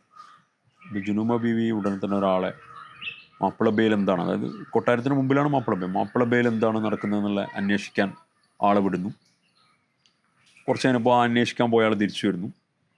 ഉടനെ തന്നെ അന്ന് വില്യം ലോ ആയിരുന്നു തലശ്ശേരിയിലെ ബ്രിട്ടീഷ് സോക്കോൾഡ് അതിൻ്റെ ഹെഡ്. തലശ്ശേരി കോട്ടയാണ് ബ്രിട്ടീഷുകാരുടെ ഒരു അധികാര കേന്ദ്രം അന്നത്തെ. അപ്പോൾ ആ തലശ്ശേരി കോട്ടയിലുള്ള വില്യം ലോവിന് വേണ്ടി വായിക്കാൻ വേണ്ടി ജുനുമ ബീവി ഒരു എഴുത്ത് എഴുതുകയാണ്. ആ എഴുത്തിൻ്റെ ഉള്ളടക്കം ലെറ്റേഴ്സ് ഫ്രം തലശ്ശേരി എന്ന് പറയുന്ന രേഖകളിൽ മദ്രാസ് ആർക്കൈവ്സിൽ അത് വായിക്കാൻ പറ്റും. അതിൻ്റെ ഉള്ളടക്കം ഇങ്ങനെയാണ്. കഥ എന്നുള്ള രൂപത്തിൽ ഞാൻ പറയുന്നത്, അതിൻ്റെ ഹിസ്റ്ററിയേക്കാൾ അതിൻ്റെ കഥ ഭയങ്കര നമ്മളെ ആവേശം കൊള്ളിക്കുന്നൊരു കഥ. അതിൽ പറയുന്നത്, ഞാൻ എന്നുദ്ദേശിക്കുന്ന അറക്കൽ, ഞാൻ എൻ്റെ മര ഉരുപ്പിടികൾ മറന്നേക്കാം, ഐ ഡോണ്ട് കെയർ. അതേപോലെ നിങ്ങൾ, അതായത് ബ്രിട്ടീഷുകാർ അല്ലെങ്കിൽ വില്യം ലോ, മാപ്പിള ബേ തുറമുഖത്തുള്ള സൂപ്പർബ് എന്ന് പറയുന്ന കപ്പൽ മറന്നേക്കുന്ന 150ഓളം ബ്രിട്ടീഷ് പൗരന്മാർ അന്ന് ആ കപ്പലിനകത്തുണ്ടായിരുന്നു എന്നാണ് പറയുന്നത്. ആ പൗരന്മാരെ ഉൾപ്പെടെ മറന്നേക്കുന്നതാണ് കത്തിലൂടെ ഒരു വാണിംഗ് പോലെ തിരിച്ചങ്ങോട്ട് കമൻ്റ് ചെയ്യുന്നത്. അപ്പോൾ എന്ന് വെച്ചാൽ ഇതൊരു നമ്മളെ നാട്ടിനെ സംബന്ധിച്ചിടത്തോളം നമ്മളെ നാട്ടിലെ തീരത്ത് തുറമുഖത്ത് മാപ്പിള ബേയിൽ നടന്ന രേഖപ്പെടുത്തി വെക്കപ്പെട്ട ഒരു സംഭവമാണ്, ഒരു ഇവൻ്റാണ്. ഇത്തരത്തിലുള്ള വലിയ ഇൻടാഞ്ചിബിളും ടാഞ്ചിബിളുമായിട്ടുള്ള കാര്യങ്ങളെ ഷെയർ ചെയ്യാനും അതിനെ അനുഭവിക്കാനും ഒരു വേദിയില്ല എന്നുള്ളത് കൊണ്ടാണ്. അപ്പം ഞാൻ പഠിച്ച സ്കൂള്, എൻ്റെ പ്രൈമറി സ്കൂൾ എന്ന് പറയുന്നത് അറക്കൽ കൊട്ടാരത്തിന് തൊട്ട് ചേർന്നിട്ടാണ്. അറക്കൽ ബെല്ല് മുട്ടുന്നത്, അറക്കൽ മണി മുട്ടുന്നത് ക്ലാസ്സിലിരുന്ന് കേൾക്കാൻ പറ്റും. എനിക്കൊന്ന് 5ാം ക്ലാസ് പഠിക്കുമ്പോൾ 5A ഞാൻ പഠിച്ചത്, ഈ ഡിവിഷൻ A ആണ്. അറക്കൽ മണിൻ്റെ ഏറ്റവും ക്ലോസ് ആയിട്ടുള്ള ക്ലാസ് അതായിരുന്നു. അപ്പോൾ അവിടെ ഇരുന്ന് പഠിച്ച നമുക്ക് പോലും അറക്കൽ എന്താണെന്നോ, അറക്കലിൻ്റെ പൂർവ്വകാല ചരിത്രത്തിലെ ഇത്തരം വലിയ ജുനുമ ബീവിയെ പോലെ വളരെ പ്രഗത്ഭരായ മഹദികളുടെ നേതൃത്വത്തെക്കുറിച്ചോ അവരുടെ ഭരണ പ്രത്യേകതകളെക്കുറിച്ചോ, അവർ ബ്രിട്ടീഷുകാരെ പോലെ ലോകം നിയന്ത്രിച്ച, അല്ലേ, നമ്മൾ പറയാറുണ്ട് ഭയങ്കര കാവ്യാത്മകമായി, സൂര്യനസ്തമിക്കാത്ത സാമ്രാജ്യത്വത്തിൻ്റെ ഉടമകളായി എന്നൊക്കെ. ഇത്തരത്തിലുള്ള ആളുകളോട് മുഖാമുഖം ധീരമായി അവരോട് സംസാരിക്കുന്നതിനെക്കുറിച്ചോ ഇടപാടുകൾ നടത്തുന്നതിനെക്കുറിച്ചോ ഈവൻ അതിനുശേഷം തന്നെ അറക്കൽ ഇന്തോ അല്ലെങ്കിൽ ആംഗ്ലോ അറക്കൽ യുദ്ധത്തിൽ അറക്കൽ തീർത്തും പരാജയപ്പെടുകയും അങ്ങനെ ജുനുമ ബീവിക്ക് ശേഷം വന്ന മറിയുമ്മ ബീവി ജയിലിലടക്കപ്പെടുകയും അങ്ങനെ ഒരുപാട് ദാരുണമായ സംഭവങ്ങൾ അവിടെ നടക്കുന്നത്. അതിന് ശേഷം ദുർബലമായതിന് ശേഷം പോലും അറക്കൽ ബ്രിട്ടീഷുകാരുമായി എൻഗേജ് ചെയ്യുന്നതിലുണ്ടായ സ്ട്രാറ്റജികളും ഇങ്ങനെ ഒരുപാട് കഥകൾ അവിടെ മൊമെൻറ്റുകൾ നടന്നു പോയിട്ട് അതൊന്നും നമുക്കറിയാൻ ഒരു മാർഗം ഉണ്ടായിരുന്നില്ല. കാരണം നമ്മളെ സിസ്റ്റം, നമ്മളൊരു സാമൂഹ്യ സാഹചര്യം അതാണ്. നമുക്കാകെ എല്ലാവർക്കും അറിയുന്നത് എന്താണ്, PSCയിൽ വരുന്നൊരു ചോദ്യമുണ്ട്, കേരളത്തിലെ ഏക മുസ്ലിം രാജവംശം A Arakkal, B ബറക്കൽ, C തുറക്കൽ, D Chirakkal. അപ്പോൾ ഈ പറഞ്ഞ 4 ഓപ്ഷൻ അപ്പുറത്തേക്ക് അല്ലെങ്കിൽ ഈ ഒരു ചോദ്യത്തിനപ്പുറത്തേക്ക് അറക്കൽ യഥാർത്ഥത്തിൽ ഉണ്ടായിരുന്നില്ല. പക്ഷെ പിന്നീട് എനിക്ക് തോന്നുന്നത് അറക്കൽ മ്യൂസിയം, നമ്മളെ ഇപ്പോൾ അടുത്ത് റിട്ടയറായ ബഹുമാന്യനായ ചീഫ് സെക്രട്ടറി ആയിട്ട് റിട്ടയറായ വേണു സാർ, അദ്ദേഹം ഡെപ്യൂട്ടി ഡയറക്ടറായിട്ടോ അല്ലെങ്കിൽ ടൂറിസം ഡയറക്ടറായിട്ടൊക്കെ വർക്ക് ചെയ്യുന്ന സമയത്ത് അദ്ദേഹമാണ് 2005 ഒരു മ്യൂസിയം പ്രോജക്റ്റ് കൊണ്ടുവരികയും അത് സാക്ഷാത്കരിക്കുകയും ഒക്കെ ചെയ്തത്.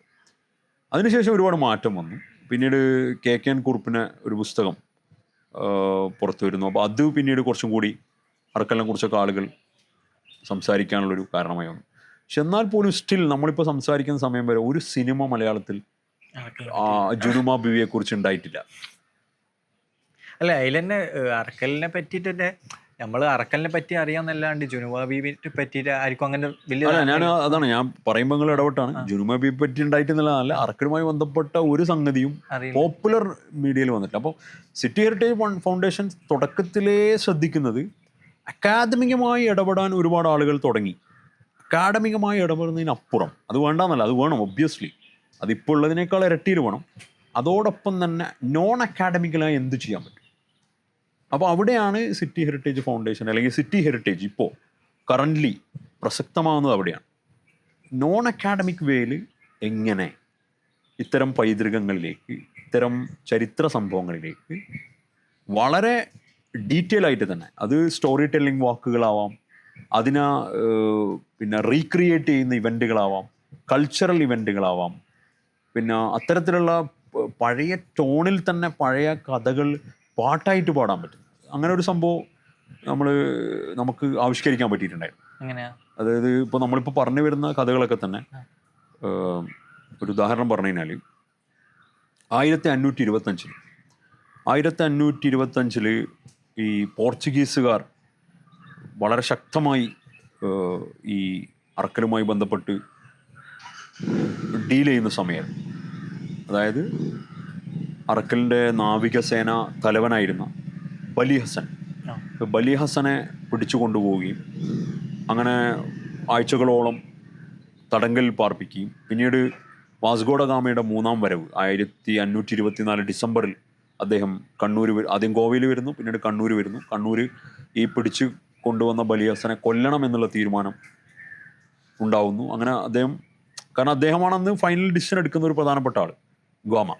അങ്ങനെ അദ്ദേഹം പിന്നീട് കൊച്ചിയിലേക്ക് പോകുന്നു. കൊച്ചിയിൽ അദ്ദേഹം മരണപ്പെടുന്നു. അതിനുശേഷം പിറ്റേത്തെ വർഷം ജനുവരിയിൽ 7-ാം തീയതി കണ്ണൂർ കോട്ടയിൽ വെച്ച് ബലി ഹസനെ കൊല്ലുന്നൊരു സംഗതിയുണ്ട്. ഈ സംഗതി കണ്ണൂർ തന്നെയുള്ള സത്യൻ എടക്കാട് എന്ന് പറയുന്നത്, അദ്ദേഹം റിട്ടയറായ ഒരു പോലീസ് ഓഫീസറാണ്, ടൂറിസം പോലീസ് ഓഫീസറാണ്. അദ്ദേഹത്തിൻ്റെ ജോലിയുമായി ബന്ധപ്പെട്ട് കണ്ണൂർ കോട്ടയിൽ ജോലിയിലിരിക്കെ പുറത്തിറക്കിയ പുസ്തകം. എനിക്കൊന്ന് 2007 അദ്ദേഹം അതിന് ആസ്പദമായ ചില സംഗതികൾ വരുന്നത്. അദ്ദേഹത്തിന് അവിടെയുള്ളൊരു ഇൻസ്ക്രിപ്ഷൻ, അവിടെ വന്നൊരു ഗസ്റ്റ് ഒരു ഓൾഡ് ഡച്ച് ഇൻസ്ക്രിപ്ഷൻ അദ്ദേഹത്തിന് ഡീകോഡ് ചെയ്യാൻ പറ്റുന്നു, അല്ലെങ്കിൽ അദ്ദേഹം ഡീകോഡ് ചെയ്യുന്നു മലയാളത്തിലേക്ക് ആദ്യമായി. അപ്പോൾ അങ്ങനെ ഒരു പുസ്തകമായി അത് വരികയും അദ്ദേഹത്തിന് അതിൻ്റെ പേരിൽ സ്റ്റേറ്റ് അവാർഡൊക്കെ കിട്ടുന്നുണ്ടായി. സത്യൻ എടക്കാട് സാർക്ക് നമ്മൾ വലിയ ഇൻസ്പിറേഷനാണ്. അവർ ഒരു പോലീസുകാരൻ്റെ ജോലി അതിനപ്പുറത്തേക്ക് ചില കാര്യങ്ങൾ ചെയ്യാൻ പറ്റി എന്നുള്ളതാണ്, ഒരു കോൺട്രിബ്യൂഷൻ നൽകാൻ പറ്റി കണ്ണൂരിൻ്റെ കോട്ടയുടെ ചരിത്രത്തിലേക്ക്. അപ്പോൾ ഈ സംഗതി പുസ്തകത്തിൽ അച്ചടിച്ച് വന്നു എന്നല്ലാതെ നമ്മളെ നാട്ടിലുള്ള ഒരാൾ ഇതിനെ ഏറ്റെടുക്കുകയോ അങ്ങനെ ഉണ്ടല്ലോ. ഒരു പുസ്തകത്തിൽ വരിക അല്ലെങ്കിൽ അക്കാദമികമായി അത് വരിക എന്നതിനപ്പുറം ഒരു നാട്ടിലൊരു സാധാരണ കുട്ടിക്കും ഈ കഥ അറിയുന്ന തലത്തിലേക്ക് ഇത് വരിക എന്നുള്ളതാണ് നമ്മൾ ആഗ്രഹിക്കുന്നത്. അതിൽ വാമൊഴികൾക്ക് വലിയ പങ്കുണ്ട്. വാമൊഴികളേക്കാൾ അപ്പുറം നമ്മുടെ സെലിബ്രേഷനുകൾ, നമ്മുടെ ആഘോഷങ്ങളിൽ വരുന്നുണ്ടോ, നമ്മുടെ പാട്ടുകളിൽ വരുന്നുണ്ടോ എന്നുള്ളത്. അങ്ങനെ നമ്മൾ ഇടപെടലിൻ്റെ ഭാഗമായി കണ്ണൂർ സിറ്റിയിൽ തന്നെയുള്ള വളരെ ചെറുപ്പക്കാരായ, വളരെ വിദ്യാർത്ഥികളും അങ്ങനെയൊക്കെയുള്ള വളരെ യങ് ആയിട്ടുള്ള ഒരു ടീം പാട്ട് എഴുതുകയും അത് പാടുകയൊക്കെ ചെയ്യണം. ശരിക്കും പറഞ്ഞു കഴിഞ്ഞാൽ അത് കേട്ടപ്പോൾ പലർക്കും തോന്നിയത് നൂറ്റാണ്ട് മുമ്പേ ഉള്ള പാട്ട് ഇവരിപ്പോൾ പാടുകയെന്നാണ്. യഥാർത്ഥത്തിൽ അങ്ങനെയല്ല. അന്നേരം എഴുതിയതാണല്ലേ.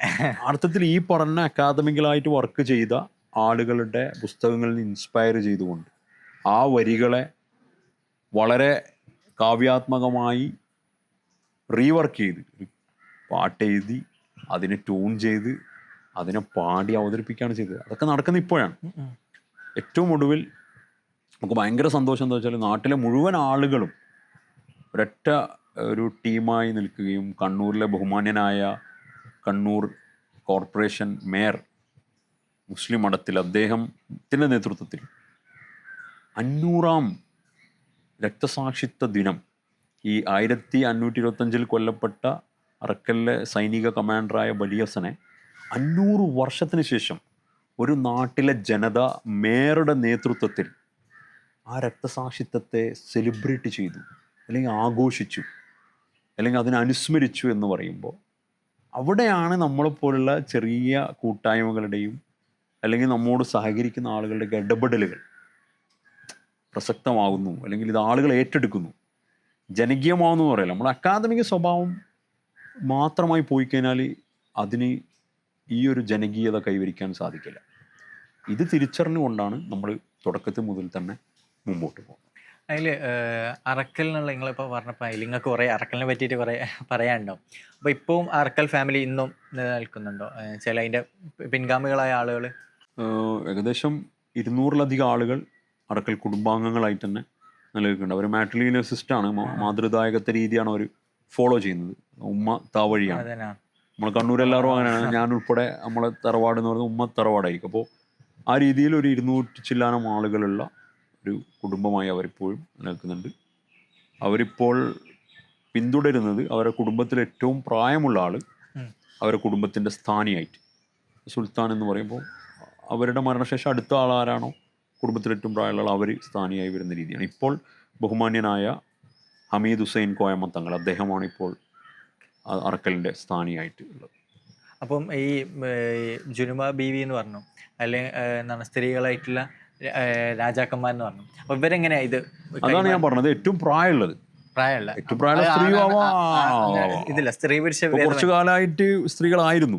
ഈ അടുത്ത കാലത്ത് വരെ നമ്മളൊക്കെ ചെറുപ്പത്തിൽ, എൻ്റെ ചെറുപ്പത്തിൽ ഞാൻ സ്കൂൾ പഠിക്കുമ്പോൾ ആയിഷ മുത്തു ബിബി ആയിരുന്നു, പിന്നീട് സൈനബ് ആദിരാജ, പിന്നെ അതിന് ശേഷം വീണ്ടും തലശ്ശേരിയിലുള്ള ആയിഷ, പിന്നെ അതിന് ശേഷം കണ്ണൂർ സിറ്റിയിൽ തന്നെയുള്ള. അപ്പോൾ കുറേ കാലത്തിന് ശേഷമാണ് ഇപ്പോഴാണ് നമ്മൾ ഒരു പുരുഷനായൊരു അറക്കൽ സ്ഥാനിയെ നമ്മൾ കണ്ടത്. അതിൽ ഇവർക്ക് ഇവിടെ മാലിദ്വീപിലോ മാലിയിലോ ഇവർക്ക് അവിടെയൊക്കെ സ്വാധീനം ഉണ്ടായില്ല, ലക്ഷദ്വീപ് അതൊക്കെ എങ്ങനെ?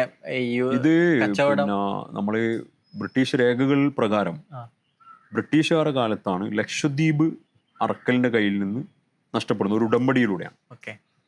അത് ബ്രിട്ടീഷ് കാലഘട്ടത്തിലാണ്. അതിനു മുമ്പ് തന്നെ, ബ്രിട്ടീഷുകാരുടെ ഒക്കെ കാലഘട്ടത്തിന് മുമ്പ് തന്നെ ലക്ഷദ്വീപ് മാലദ്വീപ് അറക്കലിന് നഷ്ടപ്പെടുന്നുണ്ട്. അത് പോർച്ചുഗീസ് കാലഘട്ടത്തിലാണ്. ഒരു പക്ഷേ അന്ന് നഷ്ടപ്പെട്ടില്ലായിരുന്നെങ്കിൽ, ബ്രിട്ടീഷുകാരുടെ കാലത്തായിരുന്നുവെങ്കിൽ മാലദ്വീപ്സും ലക്ഷദ്വീപ് പോലെ ഇന്ത്യയുടെ ഭാഗമായി നിലനിന്നേനെ. പക്ഷെ അതിനു മുമ്പ് തന്നെ അത് നഷ്ടപ്പെട്ടത് കൊണ്ടാണ് അവിടുത്തെ വ്യവഹാരങ്ങളൊക്കെ പണ്ട് മുതലേ വ്യത്യസ്തമായി പോയത്.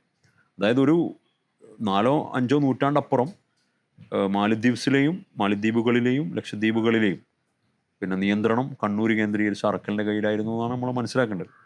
അത്ര വിശാലമായൊരു ആധിപത്യം കടലിൽ അല്ലെങ്കിൽ ദ്വീപുകളിൽ അറക്കലിനുണ്ടായിരുന്നു എന്നുള്ളതാണ്. അതിന് ശരീഅത്തുപരമായ, അതായത് അവിടുത്തെ കാദീനുകളുടെ നിയമനം ഉൾപ്പെടെ, അവിടുത്തെ പ്രധാനപ്പെട്ട മുത്തവല്ലികളെ നിയമിക്കുന്ന ഉൾപ്പെടെയുള്ള പല കാര്യങ്ങളും ഈ നമ്മുടെ കണ്ണൂർ അറക്കൽ കേന്ദ്രീകരിച്ചായിരുന്നു നൂറ്റാണ്ടുകൾക്ക് മുമ്പ് നിലനിന്നിരുന്നത്. ലക്ഷദ്വീപുമായി ബന്ധപ്പെട്ടാണെങ്കിൽ ബ്രിട്ടീഷുകാരുടെ കാലത്താണത് നഷ്ടപ്പെടുന്നത്. അതുകൊണ്ട് അത് യൂണിയൻ ടെറിട്ടറിയാണ്, ഇന്ത്യയുടെ ഭാഗമാണ്. ഇനി ലക്ഷദ്വീപും മാലദ്വീപും തമ്മിൽ നമ്മളൊരു കണക്ഷൻ നമുക്ക് കാണാൻ പറ്റും. ലക്ഷദ്വീപിൻ്റെ ഏറ്റവും തെക്കോട്ടുള്ള ദ്വീപാണ് മിനിക്കോയ്. ഈ മിനിക്കോയിലെ ഭാഷ മാലദ്വീപ്സിലെ ഭാഷയും തമ്മിൽ വളരെ സിമിലറാണ്. പക്ഷേ മിനിക്കോയ് അല്ലാത്ത മറ്റു ദ്വീപുകൾ, ആന്ത്രോത്ത്, അമേനി, കടമത്ത് അല്ലെങ്കിൽ അഗത്തി, മറ്റു ദ്വീപുകളുണ്ടല്ലോ ഒരുപാട്. ഈ ദ്വീപുകളിലെ ഭാഷ മിനിക്കോയിലെ ഭാഷ പോലെയല്ല. അതായത് ആ മാലിദ്വീപ്സിനോട് ചേർന്നിട്ടുള്ള ലക്ഷദ്വീപിലെ ഭാഷ, ലക്ഷദ്വീപിലെ എന്ന് പറഞ്ഞാൽ മിനിക്കോയിലെ കണ്ണൂരുകാരാണെങ്കിൽ മെനക്കാക്കാർ എന്നാ പറയാ. മിനിക്കോയ് ദ്വീപിൽ നിന്ന് കണ്ണൂർ വന്നിട്ടുള്ള ഒരുപാട് ഫാമിലികൾ അങ്ങോട്ടും ഇങ്ങോട്ടും കല്യാണമൊക്കെ കഴിച്ച് സെറ്റിലായ അവർ നമ്മൾ മെനക്കാക്കാർ എന്നാ പറയാ. സ്നേഹത്തോടെ അങ്ങനെയാണ് പറയല്. മിനിക്കോയിൽ നിന്ന് വന്ന ആളുകളെ നമ്മൾ പറയാം. അല്ലാതെ ആളുകളുണ്ട്, അഗത്തിന്നും അമേനിന്നും ഒക്കെ വന്ന ആളുകൾ, ആന്ധ്രോത്ത് നിന്നൊക്കെ വന്ന ആളുകൾ നമ്മുടെ നാട്ടിലുണ്ട്, അവരും താമസിക്കുന്നുണ്ട്. പക്ഷെ അവരെ നമ്മൾ മെനക്കാമാർന്ന് പറയില്ല, അവര് ദ്വീപ് എന്നുള്ള ആളുകളാണ്. പക്ഷെ ഇവര് മിനിക്കോയ്ക്കാരൻ മെനക്കാക്കാർ. അപ്പൊ ഈ മിനിക്കോയ്ക്കാരുടെ ഭാഷ, സംസ്കാരം, ഭക്ഷണമൊക്കെ ഈ മാലിദ്വീപ്സുമായിട്ടാണ് കൂടുതൽ. ഓക്കെ. മറ്റേ കുറെ ലക്ഷദ്വീപിലെ കുറെ കേരളായിട്ട് കുറെ മലയാളമായിട്ട് കുറെ ബന്ധമുണ്ടല്ലോ. പിന്നെ അവരും ഏറെക്കുറെ ഫോളോ ചെയ്യുന്നത് മാട്രിലിനിയൽ സിസ്റ്റമാണ്, കണ്ണൂരിലെ സിസ്റ്റമാണ്. അതൊക്കെ ഈ ഒരു പഴയ ഇതിന്റെ ഒരു ഇൻഫ്ലുവൻസ് ആണോ എന്നാണ് പറയപ്പെടുന്നത്. നമുക്ക് അതെല്ലാം മനസ്സിലാവും. ഓക്കെ. അതില് പിന്നൊന്ന് ചോദിക്കാനുള്ള വെച്ചാല് ഫുഡാണ്. നിങ്ങളെ മെയിൻ ഏരിയയും കൂടി അതാണല്ലോ. അപ്പൊ ഫുഡ് എങ്ങനെയാണ് ഈ ഹെറിറ്റേജിന്റെ ഇതില്, അല്ലെങ്കിൽ എങ്ങനെയൊക്കെയാണ് ഇതിങ്ങനെ കൈമാറി വരുന്ന സാധനമാണ്? എങ്ങനെയാ, എന്തൊക്കെയാണ് ഫുഡ് പറയും? ഫുഡ് ശരിക്കും പറഞ്ഞാൽ പേഴ്സണലി എല്ലാവരെയും പോലെ തന്നെ ഫുഡ് ഭയങ്കരമായിട്ട് ഇഷ്ടമുള്ള, അത് എക്സ്പ്ലോർ ചെയ്യുന്ന ഒരാളാണ്. പക്ഷെ അപ്പം തന്നെ അതിൻ്റെ കഥകൾ അറിയാൻ ഭയങ്കര ക്യൂരിയോസിറ്റി ചെറുപ്പത്തിലുണ്ടായിരുന്നു. ഞാൻ പറഞ്ഞില്ലേ, ഡൽഹിയിൽ 2008-9 മുതലേ ഉള്ളതുകൊണ്ട് ഉത്തരേന്ത്യയിൽ ഓരോ സ്ഥലത്ത് പോകുമ്പോൾ പലതരത്തിലുള്ള ഫുഡുകൾ, ഇപ്പോൾ സോന പപ്പടി അല്ലെങ്കിൽ ഓരോ ഏരിയയിലുള്ള ചാട്ടുകൾ, കാജ, ഇങ്ങനെയുള്ള ഓരോ നാട്ടിലും വ്യത്യസ്തമായ, അപ്പോൾ അതിൻ്റെ കഥകൾ അറിയാൻ വേണ്ടിയിട്ടുള്ള ഒരു ക്യൂരിയോസിറ്റി ഇങ്ങനെ ഉണ്ട്. അപ്പോൾ അതേപോലെ തന്നെ നമ്മളെ നാട്ടിൽ നമ്മൾ ഭക്ഷണം കഴിക്കുമ്പോൾ ആ ഭക്ഷണം വെറുതെ കഴിക്കാമെന്നുള്ളതല്ലല്ലോ, ഓരോ ഭക്ഷണത്തിന് പിന്നിൽ ഒരു കഥയുടെ എലമെൻറ്റുകൾ ചെറുപ്പത്തിലെ ഇങ്ങനെ ക്യൂരിയോസിറ്റീൻ്റെ ഭാഗമായിട്ട്. അപ്പോൾ അതിലൊരു എൻ്റെ പേഴ്സണലായിട്ടുള്ളൊരു കാര്യം തന്നെ പറയാം, അതാണ് പറയുമ്പോൾ ഒരു സന്തോഷം. ഞാൻ ഡൽഹിയിലുള്ള സമയത്ത് നമ്മളെ സുഹൃത്തുണ്ട് റംസി ശരിക്കും പറഞ്ഞാൽ M.Tech LBS പഠിക്കുന്ന സമയത്ത് എന്നെ ബന്ധപ്പെടും. അപ്പോൾ അങ്ങനെ പറയാം, എനിക്ക് സ്വന്തമായിട്ട് ഷോപ്പുണ്ട്, റൂമുണ്ട്, അവിടെ ഒരു ബിസിനസ് തുടങ്ങണം, അപ്പോൾ ഇങ്ങനെ റെസ്റ്റോറൻറ്റ് തുടങ്ങണം എന്നുള്ളതാണ് എൻ്റെ ഐഡിയ. അപ്പോൾ ഞാൻ ഓനോട് ആ സമയത്ത്, ഞാൻ നേരെ ഡൽഹിയിലായിരുന്നു, പക്ഷേ നമ്മൾ റെഗുലറായിട്ട് കമ്മ്യൂണിക്കേറ്റ്. അപ്പോൾ ഞാൻ പറഞ്ഞിങ്ങനെ, നമുക്ക് നമ്മുടെ ട്രഡീഷണൽ ഫുഡ്, കൊമേഴ്ഷ്യൽ ചെയ്യപ്പെടാത്തൊരു സാധനം അന്ന് ട്രഡീഷണൽ ആയിട്ട് ഫുഡാണ്. അത് നമ്മുടെ വീട്ടിൽ മാത്രം കിട്ടുന്നത്, അതാണ് ഉദ്ദേശിച്ചത്, അല്ലാതെ വേറെ ഒരു അർത്ഥത്തിലല്ല. വീട്ടിൽ മാത്രം, അതായത് ഹോട്ടലിലോ റെസ്റ്റോറൻറ്റിലോ പോയിട്ട് നമുക്ക് കിട്ടാത്ത ഫുഡ് തുടങ്ങാമെന്നുള്ള. അപ്പോൾ ആദ്യം കാരണം ഇതിൻ്റെ ഓപ്പറേഷൻ സൈഡ് ഞാനല്ല, ഞാൻ ഡൽഹിയിൽ ഇരുന്ന് ഇങ്ങനെ പറഞ്ഞു കൊടുക്കുന്ന ആളാണല്ലോ. അപ്പോൾ ഇവൻ ആദ്യം കൺവിൻസ് ആയില്ല. പിന്നീട് ഞാൻ നാട്ടിലൊരു ലീവിന് വന്ന സമയത്ത് നമ്മൾ ഒരുമിച്ചിരുന്ന് കുറേ സംസാരിച്ചു. അപ്പോൾ എനിക്ക് ഓനെ കൺവിൻസ് ചെയ്യാൻ പറ്റി. കാരണം ബാക്കിയെല്ലാം ഓനാണ് ചെയ്യേണ്ടത്, ആ ബിസിനസ്സിലെല്ലാം റിസ്ക് എടുക്കുന്ന ആൾ ഓനാണ്. അപ്പോൾ ആ റിസ്ക് എടുക്കുന്ന ആൾ എന്നുള്ള നിലക്ക് തന്നെ അത് കൺവിൻസ് ചെയ്യണമല്ലോ. അപ്പോൾ ഐഡിയ ഓന് കൺവിൻസ് ആയി. അങ്ങനെ നമ്മൾ പിന്നെ ഏത് ഫുഡ് വെച്ച് തുടങ്ങും. അപ്പോൾ അങ്ങനെ നമ്മൾ മുട്ടാപ്പം എന്ന് പറയുന്നൊരു ഫുഡ് വെച്ച് നമ്മൾ തുടങ്ങും. അപ്പോൾ എനിക്കൊന്ന് അന്ന് അതിൻ്റെ സ്റ്റാറ്റിസ്റ്റിക്സിലായിട്ടുള്ള വേറെ ആരെങ്കിലും റെഫറൻസോ അല്ലെങ്കിൽ ഡാറ്റ ഒന്നും ചോദിച്ചാൽ നമ്മുടെ അടുത്തൊന്നുമില്ല. പക്ഷേ നമുക്ക് പറയാൻ പറ്റും, വളരെ ഓപ്പണായിട്ട് തന്നെ പറയാൻ പറ്റും. ഇതിപ്പോൾ നമ്മൾ പറയുന്ന ഒരു വേദി, എല്ലാവരും കേൾക്കുന്ന ഒരു വേദിയാണ്, പബ്ലിക്കാണ്. 2014-15 കാലഘട്ടത്തിൽ, ഏതാണ്ട് ഇപ്പോൾ സംസാരിക്കുന്നതിന് 10 വർഷം മുമ്പ്, കണ്ണൂർ സിറ്റിയിൽ കൊമേർഷ്യലായിട്ട്, അതായത് വീട്ടിൽ നിന്നല്ലാതെ പുറത്തുനിന്ന്, ഇപ്പോൾ ഞാനൊക്കെ ചെറുപ്പത്തിൽ പോയി വാങ്ങിയിട്ടുണ്ട്, തൊട്ടടുത്ത വീട്ടിൽ നിന്ന് നമ്മൾ മുട്ടാപ്പം ഉണ്ടാക്കിയിട്ട് വെക്കും. അപ്പോൾ നമ്മൾ രാവിലെ പോയിട്ട് വാങ്ങും, എന്നിട്ട് നമ്മളെ വീട്ടിൽ വന്ന് കഴിക്കും ചായൻ്റെ കൂടെ. അപ്പോൾ 2014-15 സമയത്ത് കണ്ണൂർ സിറ്റിയിൽ അത്തരത്തിൽ കൊമേർഷ്യലി സ്ത്രീകൾ വീട്ടിലുണ്ടാക്കിയിട്ട് പുറത്ത് വിറ്റ മുട്ടാപ്പത്തിൻ്റെ എണ്ണ എത്ര എന്നുള്ളത് എന്നെ കേൾക്കുന്ന കണ്ണൂർ സിറ്റിയിലുള്ള എല്ലാവർക്കും അറിയാം. അതിന് ശേഷം ഇപ്പോൾ 2025 നമ്മൾ സംസാരിക്കും, അതായത് നമ്മുടെ ക്യാമ്പയിന് ശേഷം, അല്ലെങ്കിൽ നമ്മൾ മാത്രമല്ല കേട്ടോ, നമ്മൾ അങ്ങനെ ഒരു അഭിപ്രായമില്ല, നമ്മുടെ ഒരു സംരംഭം തുടങ്ങിയതുകൊണ്ട് മാത്രമല്ല, അതിന് പാരലായിട്ട് തന്നെ കണ്ണൂർ സിറ്റി പ്രവാസി കൂട്ടായ്മ എന്ന് പറയുന്ന നമ്മളെ സുഹൃത്തുക്കൾ തന്നെ നേതൃത്വം നൽകുന്ന വേറൊരു അവർ ദുബായിലാണ്, UAE-ലാണ്. അപ്പോൾ അവരവിടെയും മുട്ടാപ്പും കോമ്പറ്റീഷനൊക്കെ കൊണ്ടുവരും. ഈ സോഷ്യൽ മീഡിയയുടെ ഒരു സ്വാധീനമാണ് എനിക്ക് തോന്നുന്നത്. കാരണം സോഷ്യൽ മീഡിയ ഫ്ലറിഷ് ചെയ്യുന്നൊരു സമയമാണത്. അപ്പോൾ ഈ 10 വർഷം കൊണ്ടാണല്ലോ, അല്ല പ്രീ കൊറോണ 2014-15. അപ്പോൾ ഈ സോഷ്യൽ മീഡിയയിൽ കണ്ണൂർ സിറ്റി പ്രവാസി കൂട്ടായ്മ അവിടെ ദുബായിൽ ഈ മുട്ടാപ്പത്തെ കേന്ദ്രീകരിച്ചുള്ള കോമ്പറ്റീഷൻസ് ഒക്കെ കൊണ്ടുവരും. നമ്മൾ ഈ സമയം നാട്ടിൽ ഇങ്ങനെ ഒരു പ്രോജക്റ്റ് നമ്മൾ ആലോചിക്കുന്നു, നമ്മൾ മുട്ടാപ്പം ചായ മക്കാനി എന്നുള്ള പേരിലൊരു സാധനം കൊണ്ടുവരും. അപ്പോൾ ആ സമയത്ത് നമ്മൾ എന്താ പറയുക, ഡെലിബറേറ്റ്ലി, കാരണം നമ്മളൊരു ബിസിനസ് സംരംഭമാണല്ലോ, അത് വിജയിക്കണമെങ്കിൽ അതിന് കൃത്യമായ ഒരു കമ്മ്യൂണിക്കേഷൻ നാട്ടിലെ ആളുകളുമായിട്ട് ഉണ്ടാവണം. അപ്പോൾ അതുകൊണ്ട് തന്നെ മുട്ടാപ്പവുമായി ബന്ധപ്പെട്ട അനവധി കഥകൾ, സ്റ്റോറികൾ നമ്മൾ ആളുകളായിട്ട് സംസാരിക്കുകയും അവരുമായിട്ട് അവരുടെ സ്റ്റോറികൾ ഷെയർ ചെയ്യും. അത് സോഷ്യൽ മീഡിയയിൽ ഉപയോഗിക്കും. എനിക്കിപ്പോൾ ഓർമ്മയുണ്ട്, നമ്മുടെ ഇപ്പം ലോകം അറിയപ്പെടുന്ന കാലിഗ്രാഫി ആർട്ടിസ്റ്റാണ് കരീം ഗ്രാഫ്. അന്നൊരു പക്ഷേ അന്ന് ലോകം അറിയപ്പെടുന്ന ഒരാളല്ല അദ്ദേഹം നിഷേധിക്കൂല. പക്ഷെ അദ്ദേഹം പേഴ്സണലി നമുക്ക് അന്ന് വളരെ പ്രിയപ്പെട്ട ഒരാളാണ്, അന്ന് വളരെ ക്ലോസ് ആയി അറിയുന്ന ഒരാളാണ്. അപ്പോൾ അദ്ദേഹത്തോട് ഈ ആശയം പറഞ്ഞപ്പോൾ അദ്ദേഹമാണ് അതിൻ്റെ ലോഗോ ഒക്കെ ഡിസൈൻ ചെയ്തത്. എന്നിട്ട് എന്നോട് പറയുകയും ചെയ്തു, ഒരുപക്ഷെ അതിനു മുമ്പ് അദ്ദേഹം പുസ്തകങ്ങൾക്കൊക്കെ ലോഗോ ചെയ്തിട്ടുണ്ടെങ്കിലും മുട്ടാപ്പത്തിൻ്റെ ലോഗോ ആണ് ഒരു ബിസിനസ് സ്ഥാപനത്തിന്, ഒരു കൊമേഴ്ഷ്യൽ സ്ഥാപനത്തിന് ആദ്യമായിട്ട് ലോഗോ ചെയ്യുന്നത്.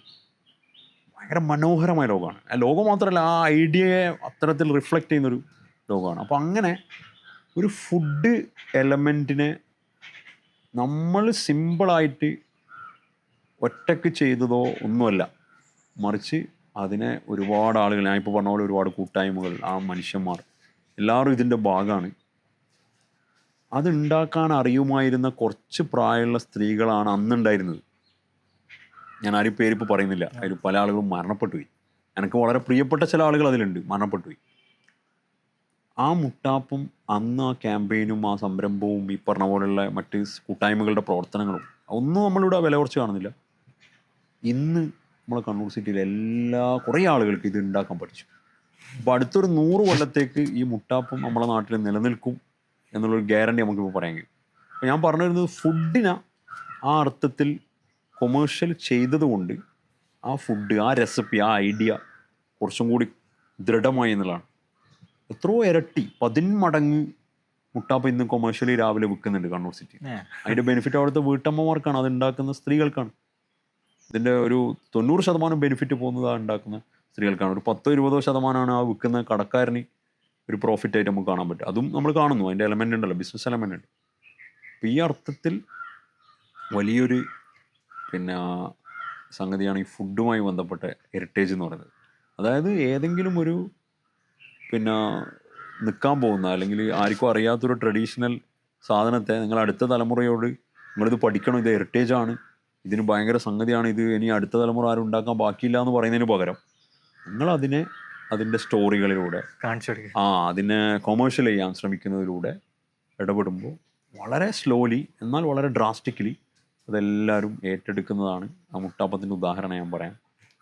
കാരണം അതിൽ ഫുഡ് തന്നെ ഒക്കെ ഇവിടുന്ന് ഒറിജിൻ സാധനമല്ലല്ലോ, എല്ലാം വെച്ചാൽ കുറച്ചുകൂടി ഫ്യൂഷൻ ആയിട്ടുണ്ടോ. ഇപ്പം അറബികൾ ഇവിടെ വന്നിട്ടുണ്ട്, ഓരോ ഫുഡ് ആയിട്ട്, അല്ലെങ്കിൽ നമ്മളെ നാട്ടിലെ ഫുഡും അങ്ങനെ ഒരു ഫ്യൂഷൻ ആണല്ലോ. അങ്ങനെ ഏതെങ്കിലും നിങ്ങൾക്ക് പറയാൻ പറ്റുന്ന ഏതെങ്കിലും ഫുഡോ അല്ലെങ്കിൽ കഥകളോ എന്തെങ്കിലും ഉണ്ടോ? കുറേ ഫുഡുകൾ അങ്ങനെ ഫ്യൂഷനാണെന്ന് പറയാം. ഇപ്പം എല്ലാവരും ഭയങ്കര ഹൈലൈറ്റ് ആയിട്ട് പറയുന്ന ഒരു സാധനമാണ് ബിരിയാണി. അപ്പോൾ ബിരിയാണി പറയുമ്പോൾ 2 കഥകളാണ് പൊതുവെ മലയാളത്തിൽ കുറേ ഞാൻ കേട്ടത്, ആളുകൾ പറയുന്നത് കേട്ടത്. ഒന്ന്, ഇത് പേർഷ്യൻ ഒറിജിനാണ്. കാരണം ബിരിയാണി ഒരു യൂണിവേഴ്സൽ ഐഡിയ ആണ്. ബിരിയാണി എല്ലായിടത്തും പോയാലും കാണാൻ പറ്റും. ഇപ്പം ഇന്ത്യയിലായതുകൊണ്ട് ഇന്ത്യയിൽ ഉടനീളം പലതരം ബിരിയാണികൾ നമുക്ക് കാണാൻ പറ്റും. സൗത്ത് ഇന്ത്യയിൽ തന്നെ ഡിഫറെൻ്റ് ആയിട്ടുള്ള ഒരുപാട് ബിരിയാണികൾ നമുക്ക് കാണാൻ പറ്റും ഈ ചെറിയ പ്രദേശത്ത്. അങ്ങനെ ഒരു യൂണിവേഴ്സൽ ഐഡിയ ആണ് ബിരിയാണി ആയിട്ട് നിലനിൽക്കുന്നെങ്കിലും അതിൽ മലബാരികളുടെ, നമ്മുടെ പ്രദേശത്തു നിന്നുള്ള ആളുകളുടെ ഒരു കോൺട്രിബ്യൂഷനായിട്ട് എനിക്ക് തോന്നിയത് ഈ ഫിഷ് കൊണ്ടുള്ള ബിരിയാണി. നിങ്ങൾ ശ്രദ്ധിച്ചോന്നറിയില്ല, പല ആളുകളായിട്ട് ഞാൻ ഷെയർ ചെയ്തിട്ടുണ്ട്. ഈ ഫുഡുമായിട്ട് ബന്ധപ്പെട്ട് ഒരുപാട് ആളുകൾ, ഇപ്പോൾ ഇന്ത്യയിലെ ഫുഡ് കൺസൾട്ടൻസിൽ ഒരു പ്രധാനപ്പെട്ട ഒരാളാണ് അനുഭവ് സാപ്ര. അനുഭവ് സാപ്രയോട് കുറച്ച് ദിവസം സ്പെൻഡ് ചെയ്യാനുള്ളൊരു അവസരം കിട്ടിയപ്പോൾ, അതുപോലെ തന്നെ ഷെഫ് ഗൗരി, അങ്ങനെ പ്രധാനപ്പെട്ട ഫുഡ് റിലേറ്റഡ് ആയിട്ടുള്ള ഒരുപാട് ആളുകളായിട്ട് ഇങ്ങനെ ഇൻട്രാക്ട് ചെയ്യാൻ പറ്റിയപ്പോൾ ഞാൻ ഷെയർ ചെയ്തൊരു കാര്യമാണ് ഈ ഫിഷ് ബിരിയാണി. പ്രത്യേകിച്ച് കിങ് ഫിഷ് ബിരിയാണി, ചെമ്മീൻ ബിരിയാണി, സ്ക്വിഡ് ബിരിയാണി, അല്ലേ? ഇത് ഒരു പക്ഷെ നമ്മളെ മലബാരികളുടെ ഒരു കോൺട്രിബ്യൂഷൻ ആണോ അല്ല, അങ്ങനെ തോന്നിയിട്ടുണ്ട്. കാരണം ഐഡിയ പുറത്തുനിന്ന് വന്നാണ്, ഒബ്വിയസ്ലി പേർഷ്യൻ ആണ്. ഇനി വേറൊരു വർത്താനുണ്ട്. ഇപ്പോൾ കണ്ണൂർ തലശ്ശേരിയിലൊക്കെ ആണെങ്കിൽ കച്ചി മേമൻസ് ആണ്, അതായത് ഡയറക്റ്റ് പേർഷ്യന്ന് വന്നല്ല, പേർഷ്യക്കാരിൽ നിന്ന് കച്ചികൾ, ഗുജറാത്തിലെ കച്ചി മേമൻ മുസ്ലിങ്ങൾ ഇത് അവരുടെ രീതിയിൽ പഠിക്കുകയും പിന്നെ അവരുടെ ഇൻഫ്ലുവൻസ് തലശ്ശേരിയിൽ അങ്ങനെ വന്നു എന്നുള്ളൊരു ഒരു വാദം, അങ്ങനെ ഒരു സ്റ്റോറി. തലശ്ശേരി ബിരിയാണിയുടെ ഒരു ഒറിജിൻ കച്ചി മേമൻ ഫാമിലിയാണ്, സത്താർ സെട്ടിൻ്റെ ഒക്കെ ഫാമിലിയാണെന്നൊക്കെയുള്ള ആളുകൾ എഴുതുകയൊക്കെ പറയുകയും എഴുതുകയും ചെയ്തിട്ടുണ്ട്. അപ്പോൾ ഈ രണ്ട് സ്റ്റോറി ഉള്ളപ്പം തന്നെ ഞാൻ പറയുന്നത് നമുക്ക് സ്വന്തമായിട്ടൊരു ബിരിയാണി ലോകത്തിന് കോൺട്രിബ്യൂട്ട് ചെയ്യാൻ പറ്റിയിട്ടുണ്ടെങ്കിൽ അത് ഡെലിബറേറ്റ്ലി നമ്മൾ മലയാളികൾ അല്ലെങ്കിൽ മലബാരികൾ പറയേണ്ടത് ഫിഷ് ബിരിയാണിയാണ്, അയക്കൂറ ബിരിയാണി അല്ലെങ്കിൽ ചെമ്മീൻ ബിരിയാണി, അയക്കൂറ ബിരിയാണി, സോറി കല്ലുമ്മക്കായ് ബിരിയാണി, കല്ലുമ്മക്കായ് ബിരിയാണി, സ്ക്വിഡ്, നമ്മളെ എന്തായാലും പറയാം കൂന്തൽ ബിരിയാണി, ഈവൻ ചൂര പോലും ബിരിയാണി വെക്കുന്നുണ്ടെന്നോ. അങ്ങനെ പലതരത്തിലുള്ള മീനും നമ്മൾ മത്സ്യവും ബിരിയാണി വെക്കുന്നുണ്ട്. ഇത് നമ്മുടെ ഒരു ഭയങ്കര കോൺട്രിബ്യൂഷനായിട്ട് നമുക്ക് സെലിബ്രേറ്റ് ചെയ്യാൻ പറ്റേണ്ടതാണ്. അല്ല, നമ്മൾ കൂടുതൽ സെലിബ്രേറ്റ് ചെയ്യുന്ന ഇപ്പം കടികളാണ്, പലഹാരങ്ങള്, ചായക്കടികള്. ഇപ്പൊ ഉന്നക്കായി, ഇറച്ചിപ്പത്തില്, അങ്ങനെ കുറെ സാധനം നിങ്ങൾക്ക് പറയണ്ടാവും. അപ്പൊ അതിലങ്ങനെ ഒരു ഈ നമുക്ക് പെട്ടെന്ന് ഇങ്ങനെ പറയാൻ പറ്റുന്ന, രസകരമായിട്ട് എനിക്ക് പറയാൻ പറ്റുന്ന, എനിക്ക് തോന്നുന്നു ഒരു യൂറോപ്യൻ കണക്ഷൻ വരുന്ന മുട്ടമാല, ഫിയോദിയോവോസ് എന്നാണ് പോർച്ചുഗീസ് ഭാഷയിൽ മുട്ടമാലിനെ പറയാം, ഫിയോദിയോവോസ്. അപ്പോൾ ഇംഗ്ലീഷ് ഭാഷയിൽ അതിന് ഗോൾഡൻ ഏഞ്ചൽ ഗാർണർ, അതായത് ഗോൾഡൻ ഏഞ്ചൽ ഗാർണർ അങ്ങനെ എന്തോ ആണ്. ഇപ്പം ആക്ച്വലി പോർച്ചുഗീസ് ആണ് അതിൻ്റെ ഒരു യൂറോപ്യൻ ഏരിയ മുട്ടമാല ഉള്ളത്. മുട്ടമാല യൂറോപ്പിലുണ്ട്, പോർച്ചുഗീസിൽ ഉണ്ട്. ലിസ്ബണിൽ സ്വീറ്റ് ഡെസേർട്ട് ആണ് മുട്ടമാല. അപ്പൊ ഇവിടുത്തെ ഒറിജിനൽ അല്ല, അതാ അതിലേക്കാണ് ഞാൻ വരുന്നത്. ഇത് അവര് ക്ലെയിം ചെയ്യുന്നത് അവരാണ് ഇതിന്റെ പ്രയോക്താക്കൾ. നമ്മൾ അവരെ ഇൻഫ്ലുവൻഷ്യലി ഇവിടെ 157 വർഷം അവരുണ്ടായിരുന്നു. 1498 മുതൽ 1567 വരെയോ അങ്ങനെ 157 വർഷം അവരുടെ ഉണ്ടായിരുന്നു. അപ്പൊ ഇത്രയും വർഷം അവരുണ്ടായ സമയത്ത് അവരിൽ നിന്ന് നമ്മൾ പഠിച്ചു, അല്ലെങ്കിൽ അവരുടെ ഇൻഫ്ലുവൻസിൽ നമ്മൾ ഉണ്ടാക്കാൻ തുടങ്ങി എന്നൊക്കെയാണ് അവരുടെ വാദം.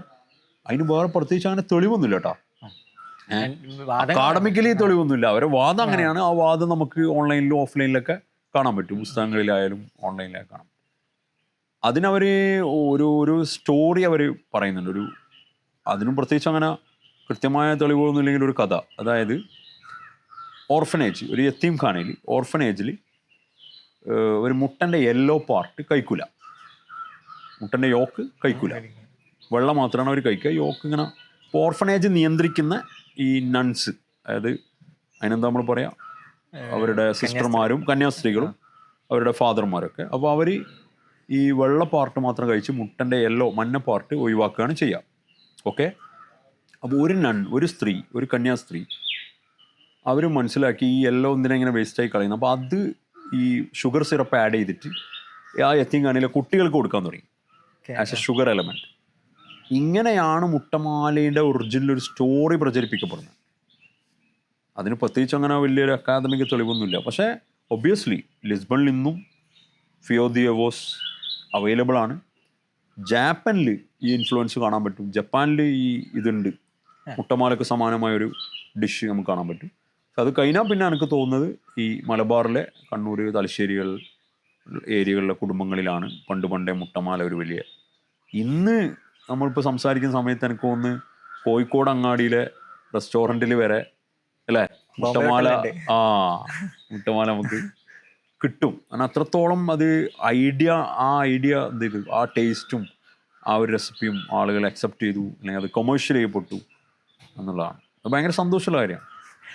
ഈ പലഹാരങ്ങൾ ഇതൊക്കെ പറയുമ്പോൾ തന്നെ കൂടുതൽ ഉണ്ടായിട്ടുള്ള തറവാടുകളിലാണെന്ന് തോന്നുന്നു. അപ്പം പള്ളികൾ പോലെ തന്നെ എന്താണ് ഹെറിറ്റേജിൻ്റെ ഒരു ഭാഗമാണ് പഴയ തറവാടുകൾ. നമുക്ക് കുറ്റിച്ചിറൊക്കെ, ഞാൻ കണ്ണൂരത്തെ കൂടുതൽ എനിക്കറിയില്ല, കുറ്റിച്ചിറൊക്കെ പോയാൽ ഇഷ്ടംപോലെ തറവാടുകൾ കാണാൻ പറ്റും. പക്ഷെ കുറേയൊക്കെ നശിച്ചൊക്കെ പോകുന്നുണ്ടല്ലോ.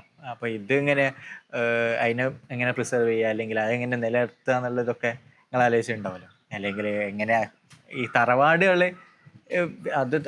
എന്ന് പറയുമ്പോൾ 1-2 ഫാമിലി ആയിരിക്കില്ല, ഇഷ്ടംപോലെ ഫാമിലി ആയിരിക്കുമല്ലോ അതിൻ്റെ ഇത് അവകാശികളായിട്ടുണ്ടാവും. അപ്പം തറവാടുകൾ എങ്ങനെയാണ് ഇതിൻ്റെ ഹെറിറ്റേജിൻ്റെ ഇതൊക്കെ ആവുന്നത്? അതിൻ്റെ കഥകളൊക്കെ ഉണ്ടാവുമല്ലോ. ഈ എല്ലാവർക്കും പുറത്തുള്ളൊരു കാര്യം സംസാരിക്കുമ്പോൾ ഭയങ്കര ഈസി ആയിരിക്കും. പക്ഷെ ഇത് അവരെ സ്വന്തത്തിനെ കുറിച്ചിലേക്ക് വരുമ്പോൾ ഇത് ഭയങ്കര സെൻസിറ്റീവാണ്. അതുകൊണ്ട് തന്നെ ഞാൻ കുറച്ച് ശ്രദ്ധിച്ചിട്ടാണ് സംസാരിക്കുക. അബദ്ധത്തിലെങ്ങാനും ഏതെങ്കിലും ഒരു തറവാടിൻ്റെ പേരോ അല്ലെങ്കിൽ അങ്ങനെയൊക്കെ വരുമ്പോൾ അത് എല്ലാവർക്കും അത് എൻ്റെ പേഴ്സണൽ അനുഭവമാണ്. കാരണം ഈ പഴയ തറവാടുകളിലൊക്കെ പഴയ തറവാടുകൾ നമ്മൾ പോകുകയും നിരന്തരമായി അത്തരം ആളുകളുമായിട്ട് ബന്ധം വെക്കുകയൊക്കെ ചെയ്യുന്നതാണ്. അവരിൽ പലരും നമ്മളെ വളരെയധികം റെസ്പെക്റ്റ് ചെയ്യും, അങ്ങോട്ടും ഇങ്ങോട്ടൊക്കെ സ്നേഹിക്കും, നല്ലോണം ഹോസ്പിറ്റാലിറ്റി ഉള്ള ആളുകളാണ്. അവരെപ്പോൾ പോയാലും ഇതുവരെ അങ്ങനെ അവിടെ വയറും മനസ്സ് മാത്രമല്ല വയറും നിറച്ചിട്ട് നമ്മൾ പലപ്പോഴും വരാറുള്ളത്. അപ്പോൾ അവരോടൊക്കെയുള്ള റെസ്പെക്റ്റുകൾ നിലനിർത്തിക്കൊണ്ട് പറയുകയാണെങ്കിൽ, ഇപ്പോൾ കുടുംബ ട്രസ്റ്റുകളായിട്ടുള്ള അല്ലേ, ഫാമിലി ട്രസ്റ്റുകളായിട്ടുള്ള തറവാടുകൾക്ക് മാത്രമാണ് ഇപ്പോൾ നിലവിൽ ഇത് സംരക്ഷിക്കാനുള്ള ഒരു ഒരു ബാധ്യത എന്ന് ഞാൻ പറയാം. ഒരു ബാധ്യത ഇപ്പോൾ ഉള്ളൂ. ബാക്കി കുടുംബങ്ങൾക്കൊക്കെ ഒന്നും ഇത് ബാധ്യതയല്ല. അത് അവിടെ ആരാണോ ഡിസിഷൻ മേക്ക് ചെയ്യുന്നത്, ആ കുടുംബത്തിലെ ആ തറവാട്ടിലെ ഒരു ഡിസിഷൻ എടുക്കുന്ന ഒരാളുണ്ടാവില്ല, അവരുടെ ഇൻട്രസ്റ്റാണ് ഇത് നിലനിർത്തണോ ഇത് പോകണോ വേണ്ടതെന്നുള്ളത്. ഞാൻ നിങ്ങളെ ക്വസ്റ്റ്യൻ ഡൈവേർട്ട് ചെയ്യുക. തറവാടുകൾ ആരെയും നിൽക്കട്ടെ, തറവാടുകൾ പ്രൈവറ്റ് ആണല്ലോ, ഫാമിലി പ്രോപ്പർട്ടി ആണല്ലോ. ആ ഫാമിലി, അതാ ഞാൻ പറഞ്ഞത്, ഫാമിലി ട്രസ്റ്റിലെടുത്ത് അതൊരു പ്രൈവറ്റ് പ്രോപ്പർട്ടിൻ്റെ അപ്പുറമായി അവിടെ ഒരു വേറൊരു എലമെൻ്റ് ഉണ്ട്. അതാണ് നിങ്ങൾ കുറ്റിച്ചിറയിലെ തറവാടുകളൊക്കെ പലപ്പോഴും ഫാമിലി ട്രസ്റ്റായി. അത് അപ്പോൾ അതവരെ പ്രൈവറ്റ് അല്ല, അതവരുടെ കുടുംബ സ്വത്തായിട്ടാണ് അവർ കാണുന്നത്. അവർക്ക് ഒരിക്കലും അത് പിന്നെ വീതിച്ചു കിട്ടൂല. They can manage somehow in the part of A trust. പക്ഷെ അവർക്ക് എന്താക്കാൻ പറ്റില്ല, പേഴ്സണലി എൻ്റെ ഓഹരി എനിക്ക് വിൽക്കാനോ അങ്ങനൊന്നും പറ്റൂല. അതാണ് ഈ ട്രസ്റ്റിൻ്റെ. അതൊരു ലോക്കാണ് ശരിക്കും. മറ്റേതിൽ അങ്ങനെയല്ല. മറ്റേതിൽ ഡിസിഷൻ മേക്ക് ചെയ്യുന്ന ആളുടെ ഇൻട്രസ്റ്റ് ആണ് ഇതിൽ നിലനിർത്തണോ അല്ലെങ്കിൽ എല്ലാവരെയും കൺവിൻസ് ചെയ്തിട്ട് വേ പൊളിച്ച് മാറ്റണോ വിൽക്കണോ എന്നൊക്കെ ഉള്ളത്. നമുക്കിനി നേരെ പള്ളീൻ്റെ കാര്യത്തിലേക്ക് വരാം. പള്ളി ഒരു പ്രൈവറ്റ് ആയ പ്രോപ്പർട്ടി അല്ലല്ലോ. പള്ളിയിലെ ഹെറിറ്റേജുകൾ, പഴയ നല്ല പള്ളികൾ, നിങ്ങൾ പറഞ്ഞ പോലെ മനോഹരമായ പൈതൃകങ്ങളായ പള്ളികൾ, എല്ലാ പള്ളികളും നിലനിൽക്കുന്നുണ്ടാവും. അപ്പോൾ അവിടെയും ഞാൻ പറഞ്ഞ പോലെ കമ്മിറ്റിയിലെ ഏറ്റവും സൗണ്ടഡായ, ഏറ്റവും ഇൻഫ്ലുവൻഷ്യലായ, ഏറ്റവും ഡിസിഷൻ മേക്കിങ്ങിൽ തീരുമാനം എടുക്കുന്നതിലൊക്കെ സ്വാധീനിക്കാൻ പറ്റുന്ന ഒരാൾ, അയാളുടെ ഇൻട്രസ്റ്റാണ് അവിടെ വർക്കാവുക. ഏത് പള്ളി കമ്മിറ്റിയിലായാലും. ഒരു ചെറിയൊരു കഥ പറയാം. സ്ഥലം പറയുന്നില്ല, കാരണം സ്ഥലം പറഞ്ഞിട്ട് അവർക്കൊരു വിഷമമുണ്ടാവും. ഇത് കുറച്ചാൾ കേൾക്കുന്നല്ലേ. എന്നെ ഒരാൾ ബന്ധപ്പെട്ടു, ആരോ പറഞ്ഞിങ്ങനെ സിറ്റി ഹെറിറ്റേജ് ഷിഹാദ് എന്നൊക്കെ പറഞ്ഞിട്ട് ഒരാൾ കണക്ട് ചെയ്തു. അപ്പോൾ ഈ പാവ എന്നെ വിളിച്ചു. അപ്പോൾ ഇയാൾ എന്നെ പരിചയപ്പെടുത്തി, പേര് പറഞ്ഞു, സംഗതികളൊക്കെ പറഞ്ഞു. അപ്പോൾ അദ്ദേഹം ഒരു സോഷ്യൽ ക്ലാസ്സിൽ, നമ്മളിപ്പോഴത്തെ സോഷ്യൽ ക്ലാസ് സാധാരണക്കാരനാണ്. പക്ഷെ ഇയാളെ നിയത്ത് ഭയങ്കരമാണ്. ഇയാൾ എന്നെ വിളിച്ചിട്ട് പറയുന്നത് നമ്മളെ പള്ളി പൊളിക്കാൻ കമ്മിറ്റി തീരുമാനിച്ചു. അപ്പോൾ ഞാൻ പറഞ്ഞു അതിനെന്തോ, അല്ല നിങ്ങൾ വരണം, നിങ്ങൾ ഈ വിഷയങ്ങൾ ഇവരെ പറഞ്ഞെടുത്ത് മനസ്സിലാക്കണം. അപ്പോൾ ഞാൻ പറഞ്ഞു നിങ്ങൾ വിളിച്ചാൽ നിങ്ങളെ എനിക്ക് ബോധ്യപ്പെടുത്താം, കാരണം നിങ്ങളാണ് എന്നെ വിളിക്കുന്നത്, ഈ പള്ളി ഹെറിറ്റേജ് ഇതൊക്കെ അറിയുന്ന ആളല്ലേ എന്നൊക്കെ പറഞ്ഞു. പക്ഷെ ആ കമ്മിറ്റിയിൽ ഒരാൾ വിളിക്കാതെ ഞാൻ എങ്ങനെ വരാം? ആ പള്ളി കമ്മിറ്റി എന്നെ വിളിച്ചിട്ടില്ലല്ലോ. അപ്പോൾ ഇയാൾ പറഞ്ഞു അത് ഞാൻ വിളിപ്പിക്കാം. അപ്പോൾ ഞാൻ പറഞ്ഞു നിങ്ങൾ വിളിപ്പിക്കും, ഞാൻ വരാം. അങ്ങനെ ഇയാൾ പിന്നെ കുറേ ദിവസം കഴിഞ്ഞിട്ട് പിന്നെയും വിളിച്ചു. അങ്ങനെ പള്ളി കമ്മിറ്റിയിലെ ഒരാൾ വിളിച്ചു. ഇങ്ങനെ അപ്പോൾ ഞാൻ പറഞ്ഞു ഞാൻ അവിടെ വന്നാൽ അപമാനിക്കപ്പെടില്ലല്ലോ, കാരണം ഒരു റിയൽ ഇൻവിറ്റേഷൻ തന്നെ അല്ലേ, പ്രസിഡന്റ് സെക്രട്ടറി ഒക്കെ അറിഞ്ഞിട്ട് തന്നെ അല്ലേ, അല്ലാണ്ട് ഞാൻ പിന്നെ പോയി വഷളാവില്ലല്ലോ. നമ്മൾ ഇല്ല, നിങ്ങൾ വരണം, നിങ്ങൾ വരാൻ, നിങ്ങൾ വരികയും കാണുകയും പള്ളിൻ്റെ സംഗതി കമ്മിറ്റിയിൽ സംസാരിക്കുകയൊക്കെ വേണം എന്നൊക്കെ പറഞ്ഞു. അങ്ങനെ എനിക്ക് തോന്നിയ ഒരു റെസ്പെക്ട്ഫുൾ സംഗതിയാണ്, പോവാം. കാരണം നമ്മൾ പ്രായം കൊണ്ട് ചെറുതാണ്, അനുഭവം കൊണ്ട് ചെറുതാണ്. ഈ മേഖലയിൽ വളരെ സെൻസിറ്റീവായ ഒരുപാട് കാര്യങ്ങൾ നടക്കുന്ന ഒരു കാലഘട്ടം, പ്രത്യേകിച്ച് പള്ളി കമ്മിറ്റിയിലൊക്കെ. ഞാൻ പോയി. അപ്പോൾ ആദ്യത്തെ മീറ്റിങ്ങിൽ കുറച്ചാളുണ്ടായി. പ്രധാനപ്പെട്ട ആളുകൾക്കുണ്ട്, പക്ഷെ എണ്ണം കുറച്ചുണ്ടായി. ഈ സാധു ഉണ്ട്, എന്നെ വിളിച്ച, വളരെ ആത്മാർത്ഥമായി എന്നെ വിളിച്ച ആളും ഉണ്ട്. ഇവരുടെ ഒരു പ്രശ്നം എന്ന് പറഞ്ഞാൽ അവർക്ക് ഓൾറെഡി ഫണ്ട് കിട്ടി പുറത്തുനിന്ന്. സൗദി ബേസ് ആയിട്ടുള്ള ഒരു ഫാമിലി അവരുടെ ഉമ്മയുടെ ഉപ്പയുടെ ഒക്കെ പേരിൽ കേരളത്തിലൊരു പള്ളി ഉണ്ടാക്കാൻ വേണ്ടിയിട്ട് വഖഫ് ചെയ്യാനുള്ള സാമ്പത്തികമായ ഒരു ബാക്കപ്പ് ഇവർക്കുണ്ട്. അപ്പോൾ പ്രശ്നം എന്ന് പറഞ്ഞാൽ ഈ ചങ്ങായി ഇത് പൊളിക്കാൻ പെടില്ല എന്നാണ് പറയും. അപ്പോൾ കമ്മിറ്റിക്കാർക്ക് ഇയാളൊരു പ്രശ്നക്കാരനാണ്. ഈ പ്രശ്നക്കാരൻ പറഞ്ഞാണല്ലോ എന്നെ വിളിക്കുന്നത്. അപ്പോൾ പ്രശ്നക്കാരൻ വിളിക്കുന്ന ഒരാളും പ്രശ്നക്കാരനാവുമല്ലോ സ്വാഭാവികമായിട്ടും. പക്ഷെ ഞാൻ അവരോട് പറഞ്ഞു നിങ്ങളിത് പൊളിക്കാൻ തീരുമാനിക്കുകയാണെങ്കിൽ 2 ഓപ്ഷൻ ഉണ്ട്. നിങ്ങൾക്ക് ഏതെങ്കിലും ഒരു കോൺട്രാക്ടറെ വെച്ചിട്ട് ഇത് പൊളിക്കാം അല്ലേ, പൊളിക്കാനിപ്പോൾ ഇഷ്ടം പോലെ ആണ്. ആ പണി എന്നെ ഏൽപ്പിക്കുകയാണെങ്കിൽ ഞാനിത് പരമാവധിയിൽ സസ്റ്റൈനബിൾ ആയിട്ട് എടുക്കാൻ പറ്റുന്ന, റീവാമ്പ് ചെയ്യാൻ പറ്റുന്ന, റീയൂസ് ചെയ്യാൻ പറ്റുന്ന മരങ്ങളും സാധനങ്ങളൊക്കെ എടുക്കുന്നത്, അതിനാ റീയൂസ് ചെയ്യാൻ. നമുക്ക് പറയാലോ ഇന്ന പള്ളി ഇത്ര വർഷം പഴക്കമുള്ളതാണ്, ആ പള്ളിയിലുണ്ടായ വാതിലാണ്, മതിലാണ്, ഇതൊക്കെ നമുക്ക് പറയാലോ. അങ്ങനെ ഒരു പാക്കേജ്, ഒരു പ്രോജക്റ്റ് നിങ്ങൾ നിൽക്കണം. അതിന് എൻ്റെ കമ്പനി അല്ലെങ്കിൽ പേഴ്സണലി ഞാൻ അതിന് ഇൻട്രസ്റ്റഡ് ആണ്. അപ്പം എന്നെ വിളിച്ച ആളാടെ ചെറുങ്ങനെ ഒന്ന് ഇവൻ ഇതിനെല്ലാം ഞാൻ വിളിച്ചത് ഈ പഹയന്മാരോട് പള്ളി പൊളിക്കണ്ട, പള്ളിക്ക് ഇത്രയും പഴക്കമുണ്ട്, അതിൻ്റെ ഹെറിറ്റേജ് ഉണ്ട്, ഇതൊക്കെ പറഞ്ഞു കൊടുക്കാനാണല്ലോ എന്നെ വിളിച്ചത്. ഇവനിക്ക് എന്നെ ഭയങ്കര വിശ്വാസമായിരുന്നു, കാരണം എനിക്ക് പറയാൻ പറ്റും. എൻ്റെ ആയിരുന്നു 1-2 സ്ഥലത്ത് നിന്ന് ഇങ്ങനെ സംസാരം കേട്ടിട്ടുണ്ടാവും, അല്ലെങ്കിൽ ആരെങ്കിലും പറഞ്ഞു കൊടുത്തിട്ടുണ്ടാവും. പക്ഷെ ഞാൻ അവിടെ പോയി സംസാരിക്കുന്നത് എന്താ, നേരെ ഉൾട്ടാണ്. എനിക്ക് പൊളിക്കാൻ പോകണമെങ്കിൽ ഞാൻ സഹായിക്കാന്നുള്ളതാണ്. അപ്പോൾ ഈ ഭയങ്കര ഇൻട്രസ്റ്റിംഗ് ആയി കമ്മിറ്റിയിലുള്ള ആളുകൾക്കൊക്കെ. അപ്പോൾ അങ്ങനെ ഉണ്ടല്ലേ, അപ്പോൾ ഇതെങ്ങനെയെങ്കിലും പൊളിച്ചാൽ പോരാ. പൊളിക്കുന്നതിന് ഒരു രീതി ഉണ്ടല്ലേ, നമ്മുടെ പൊളിക്കുന്നതിന് 2 രീതിയുണ്ട്. ഒന്ന് ഘട്ടം ഘട്ടമായി ഇത് പൊളിച്ചിട്ട് വേറെ ഈ എലമെൻറ്റുകൾ, ഇതിൻ്റെ ഹെറിറ്റേജ് എലമെൻറ്റുകൾ മാറ്റാം. രണ്ടാമത്തത് ഈ പള്ളി തന്നെ അങ്ങനെ തന്നെ നമുക്ക് എന്ത് ചെയ്യാം, പൊളിച്ചിട്ട് വേറെ സ്ഥലത്ത് റീബിൽഡ് ചെയ്യാം, ട്രാൻസ്ഫോം ചെയ്യുക. സ്ഥലം ഹെറിറ്റേജ് അങ്ങനെ തന്നെ കിട്ടിയില്ലേ, പഴയ സാധനം അങ്ങനെ തന്നെ സസ്റ്റൈനബിൾ ആയ ഒരു പ്രാക്ടീസാണത്. അത് വേണമെങ്കിൽ പള്ളിയായിട്ട് ഉപയോഗിക്കാൻ, അതല്ല പള്ളി അല്ലാണ്ട് ഉപയോഗിക്കാം. പക്ഷെ ഇത് പള്ളി ആയിരുന്നു നമുക്ക് പറയുകയും ചെയ്യാം. ഇങ്ങനെയൊക്കെയുള്ള ഓപ്ഷൻസൊക്കെ ഞാനിങ്ങനെ അപ്പോൾ ഒരിക്കൽ ഭയങ്കര ഇൻട്രസ്റ്റിംഗ് ആയി. ചുരുക്കി പോണ രണ്ടാമത്തെ മീറ്റിംഗ് ഭയങ്കര സീരിയസ് ആയിട്ട് എല്ലാവരെയും വിളിച്ച് വിപുലമായ രീതിയിൽ ഒരാഴ്ച കൊണ്ട് തന്നെ രാത്രി അതിൽ ഫുഡെല്ലാം ഉണ്ടായിരുന്നു, നല്ല ഗംഭീരം. അതിൽ പോയി. അപ്പം അത് ശരിക്കും പറഞ്ഞു കഴിഞ്ഞാൽ ഒരു ഓപ്പർച്യൂണിറ്റി ആയിട്ട് ഒരവസരമാണ്. അപ്പം എന്നെ സംബന്ധിച്ചിടത്തോളം നമ്മൾ ചെറിയൊരു കമ്പനി നമ്മൾ തുടങ്ങിയതായിട്ടുള്ള ഇങ്ങനത്തെ പ്രോജക്റ്റെല്ലാം കിട്ടാൻ വേണ്ടിയിട്ട് നമ്മൾ നോക്കുക. അപ്പം അവിടെ പള്ളി പൊളിക്കുന്നോ ഇല്ലയോ എന്നുള്ളതൊന്നും അല്ല വിഷയം. ഇതൊരു കൺവിൻസ് ചെയ്യാനുള്ള ഒരു മീഡിയ ആയിട്ടാണ് ഞാൻ കാണുന്നത്. എന്നെ വിളിച്ചാളാരാ, ഇത് പള്ളി പൊളിക്കാൻ പാടില്ല എന്ന് ആഗ്രഹിക്കുന്ന ആളാണ്. ഞാൻ രണ്ടാമത്തെ മീറ്റിങ്ങിൽ ഞാൻ പബ്ലിക്കായിട്ട് പറഞ്ഞതുകൊണ്ട് ഞാൻ എന്തെങ്കിലും പ്രശ്നം ഉണ്ടോയെന്ന് അറിയില്ല. ഞാൻ പറഞ്ഞത്, നിങ്ങൾക്ക് ഈ തരുന്ന സൗദിയിൽ നിന്ന് ഫണ്ട് തരുന്ന ആൾ യഥാർത്ഥത്തിൽ അയാളെ ബാക്കൊക്കെ, അയാളുടെ പിന്നാമ്പുറമൊക്കെ നിങ്ങൾ പരിശോധിച്ചിട്ടുണ്ടോ? ഇത് രണ്ടാമത്തെ മീറ്റിങ്ങിൽ ഞാൻ പറയുന്ന കേട്ടോ.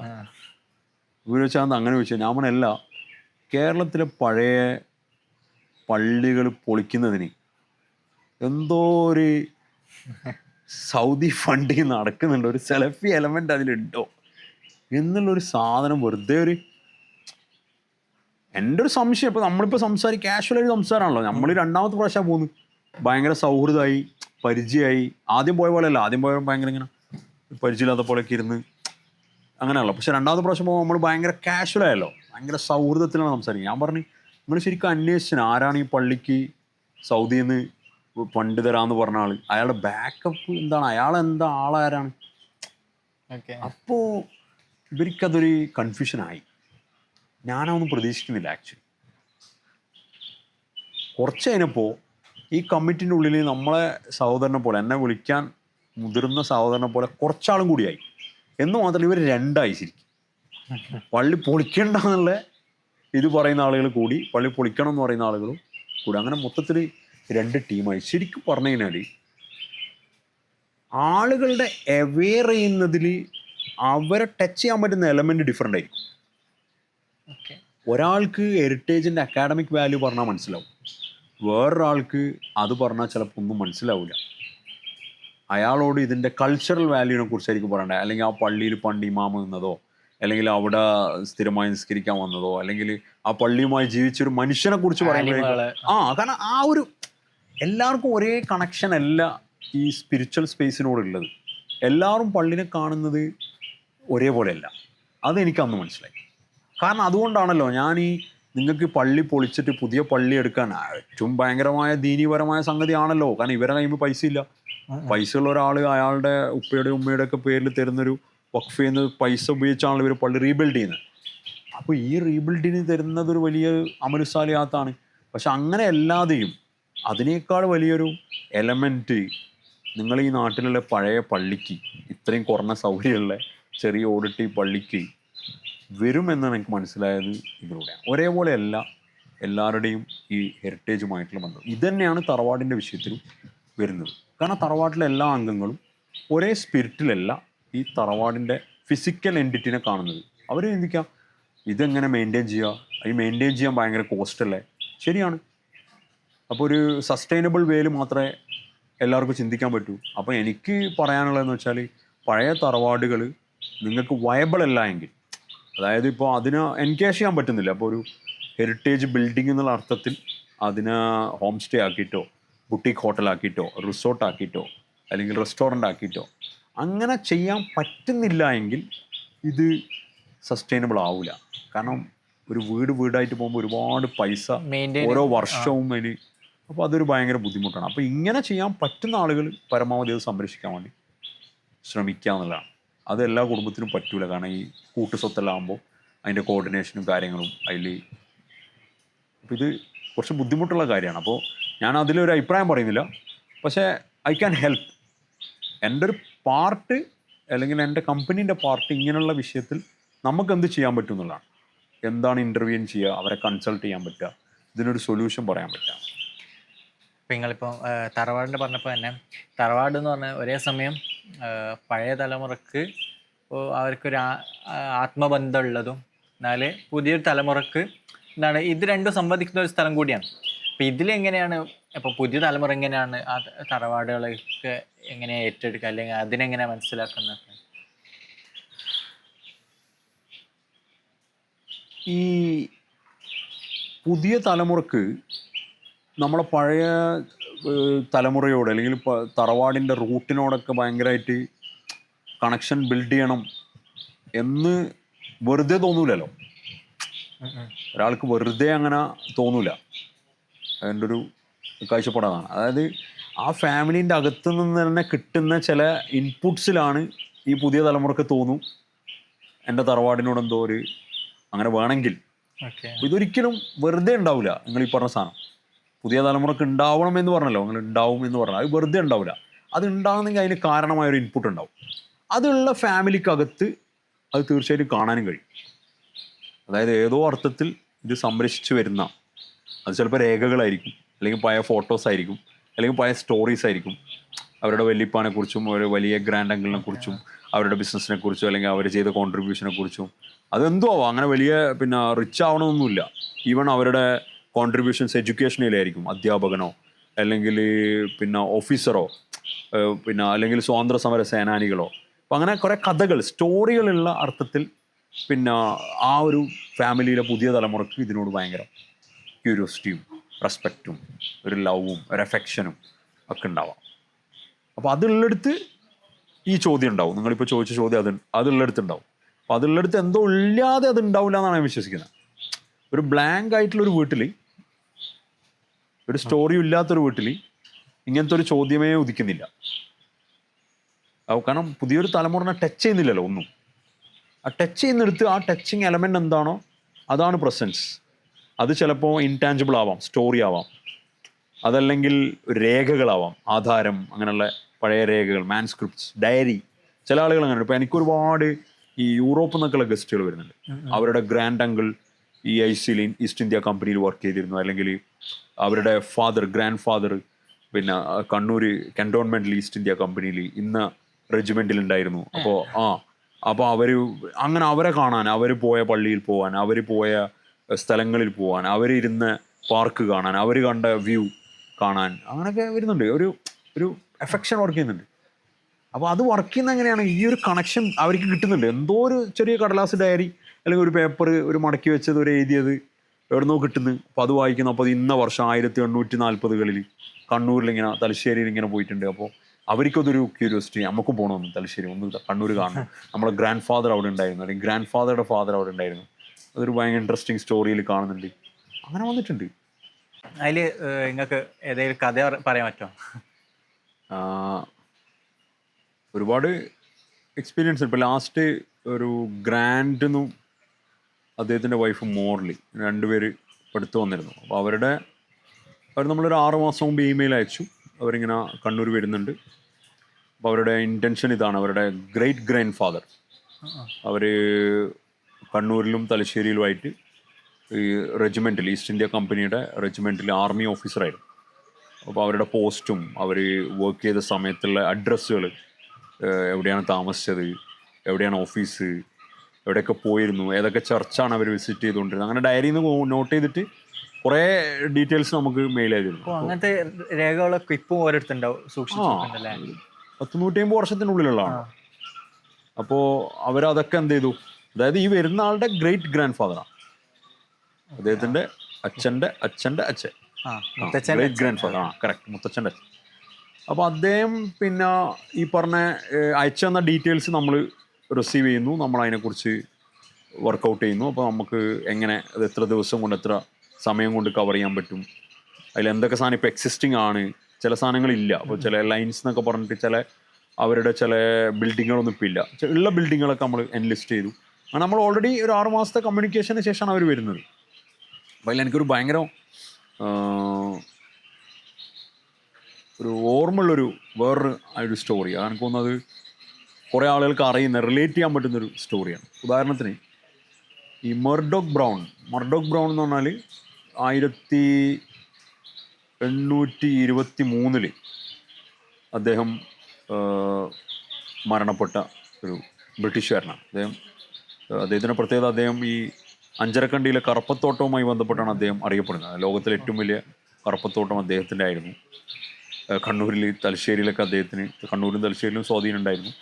അപ്പോൾ അദ്ദേഹത്തെ മറമാടിയിരിക്കുന്നത് തലശ്ശേരിയിലാണ് അദ്ദേഹത്തിൻ്റെ ഈ കല്ലറ ഉള്ളത്. അതുപോലെ തന്നെ അദ്ദേഹവുമായി ബന്ധപ്പെട്ട മരണത്തിന് ശേഷം, അതായത് അദ്ദേഹം വലിയ ഒരു റിച്ച് ആയിട്ടുള്ളൊരു സ്കോട്ടിഷ് ബ്രിട്ടീഷാണ് അദ്ദേഹം. അപ്പോൾ അദ്ദേഹത്തിന് അന്ന് ബ്രിട്ടനിലുണ്ടായിരുന്ന ഒരു വലിയൊരു ആർട്ടിസ്റ്റ് അദ്ദേഹത്തിൻ്റെ മരണശേഷം അദ്ദേഹത്തിൻ്റെ കല്ലറയിൽ സ്ഥാപിക്കാനായിട്ട് അയച്ചൊരു വലിയ മാർബിളുള്ള വർക്ക് ഉണ്ട്, ഒരു ആർട്ട്. അത് കണ്ണൂരിലൊരു ചർച്ചിലുള്ളത്, സെൻറ്റ് ജോൺ ചർച്ച്. അപ്പോൾ ഇങ്ങനത്തെ കുറേ എലമെൻ്റ് ഉള്ളൊരു മനുഷ്യനാണ്. അപ്പോൾ ഇദ്ദേഹത്തിൻ്റെ 5ാം തലമുറയാണ് കേട്ടോ, ഒരു ഷേർലി ബ്രൗണും അതുപോലെ തന്നെ പോൾ ബ്രൗണും, ഈ മർഡോക് ബ്രൗണിൻ്റെ 5ാം തലമുറ. അവർ കണ്ണൂരിൽ വന്നതായിട്ട് മലയാള മനോരമ പത്രത്തിൽ വാർത്ത നമ്മൾ കാണുകയാണ് ആക്ച്വലി ഫസ്റ്റ്. അപ്പോൾ വാർത്തയാണ് നമ്മൾ കാണുന്നത്, കാരണം നമ്മൾ ത്രൂ അല്ല അവർ വന്നത്. അപ്പോൾ വാർത്ത കാണുന്നു, സ്വയം കുറേ ആളുകൾ അയച്ചു തരുന്നു, കാരണം നമ്മളിങ്ങനെ ചെയ്യുന്നത് കൊണ്ട് നമ്മളറിയുന്ന ആളുകളൊക്കെ നമ്മൾ അയച്ചു തരും. അപ്പോൾ നിങ്ങൾ ത്രൂ ആണോ വന്നത് എന്നൊക്കെയുള്ള ക്യൂരിയോസിറ്റി. അപ്പോൾ ഞാൻ പറഞ്ഞല്ല, നമ്മൾ ത്രൂ അല്ല വന്നത്, വേറെ ആളുകൾ ത്രൂ വന്നത്. കാരണം നമ്മൾ ത്രൂ വരുന്നതൊക്കെ വളരെ കുറവാണ്, നമ്മളത്ര വലിയ ഓർഗനൈസേഷനൊന്നും അല്ലല്ലോ. അപ്പോൾ ഈ ഫോട്ടോ അയച്ചു തന്നപ്പോൾ സ്വാഭാവികമായിട്ട് എനിക്ക് ഒരു ഇൻട്രസ്റ്റ് വന്നു.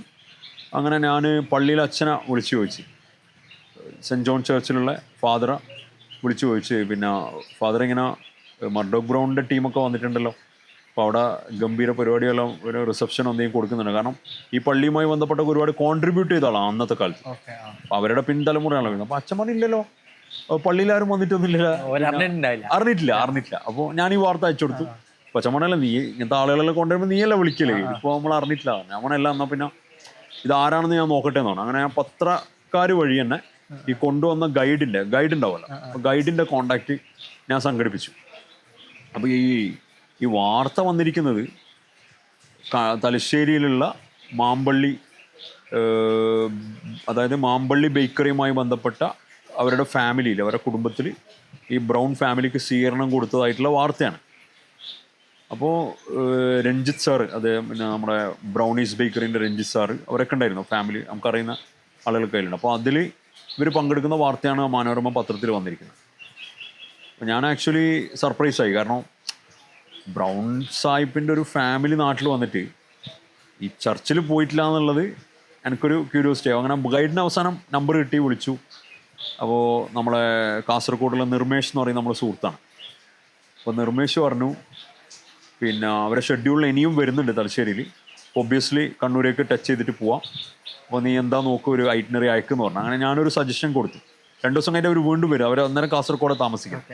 2 ദിവസം കഴിഞ്ഞ് വീണ്ടും വരുന്നുണ്ട്, ഒരു പ്രൊപ്പോസൽ കൊടുക്കാൻ. അങ്ങനെ ഞാൻ പ്രൊപ്പോസൽ കൊടുത്തു. അങ്ങനെ അവർ കണ്ണൂർ സെൻറ്റ് ജോൺ ചർച്ചിൽ വരുന്നു. അപ്പോൾ സെൻറ്റ് ജോൺസ് ചർച്ചിൽ അന്ന് അൺഫോർച്ചുനേറ്റ്ലി ഫാദർ അന്ന് ആടില്ല, ഫാദർ സഹായിക്കുന്ന ബാക്കിയുള്ള ആളുകളൊക്കെ ഉണ്ടായിരുന്നു, ഞാനും പോയി. അപ്പോൾ അവർക്ക് നമ്മൾ എന്ത് ചെയ്തു, ഈ മർഡോക് ബ്രൗണിൻ്റെ ഡോക്യുമെൻറ്റ്സ് ഉള്ള, അതായത് എഴുതപ്പെട്ട മർഡോക് ബ്രൗണിനെ കുറിച്ച് അദ്ദേഹത്തിൻ്റെ മരണവിവരം ഉൾപ്പെടെയുള്ള ഡോക്യുമെൻറ്റ്സ്, ബറിയൽ രജിസ്റ്റർ ഉൾപ്പെടെ നമുക്ക് കാണിച്ചു കൊടുക്കാൻ പറ്റും. അതുപോലെ മർഡോക് ബ്രൗൺ മരിച്ചപ്പോൾ ഈ കൊടുത്തയച്ച ഈ ആർട്ട്, മാർബിളിലുള്ള ആർട്ട്, അത് കാണിച്ചു കൊടുക്കാൻ പറ്റി. അതുകൂടാതെ തലശ്ശേരിയിലാണ് ഇദ്ദേഹത്തെ അടക്കം ചെയ്ത ഖബറുള്ളത്. അപ്പോൾ ആ ഡീറ്റെയിൽസും ഒക്കെ. ഈ ഒരു സംഗതിയിൽ എന്താ സംഭവിച്ചതെന്ന് പറഞ്ഞാൽ, കേക്കിൻ്റെ കഥയിലുള്ള മർഡോക് ബ്രൗൺ അല്ല ഈ ഒറിജിനൽ മർഡോക് ബ്രൗൺ എന്നുള്ളത് അവിടെ ഒരു തെളിയുകയാണ് ചെയ്തത്, അല്ലെങ്കിൽ ഒരു ക്ലാരിറ്റി വന്നു. അങ്ങനെ കാരണം മാമ്പള്ളി കേക്കിൻ്റെ കഥയിൽ അവർ പറയുന്നത് 1883 ഓക്കെ. 1883 ഡിസംബറിൽ മാമ്പള്ളി കേക്ക് ഉണ്ടാക്കി എന്ന് പറയുന്നത്. പക്ഷേ ഈ മർഡോക് ബ്രൗൺ, സാക്ഷാൽ മർഡോക് ബ്രൗൺ 1823 തന്നെ മരണപ്പെട്ടിട്ടുണ്ട്. മരണപ്പെട്ടു.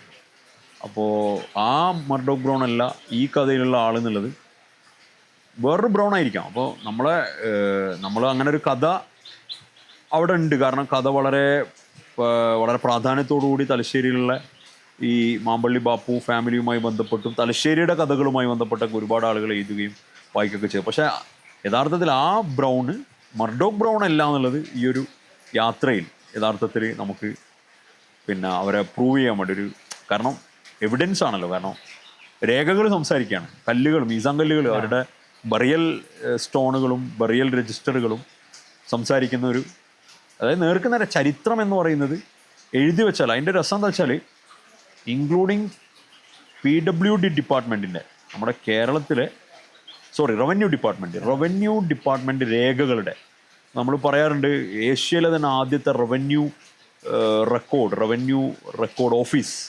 അഞ്ചരക്കണ്ടിയിലായിരുന്നു എന്ന് പറയുന്നത്, കണ്ണൂർ. അങ്ങനെ പറയുന്നുണ്ട്.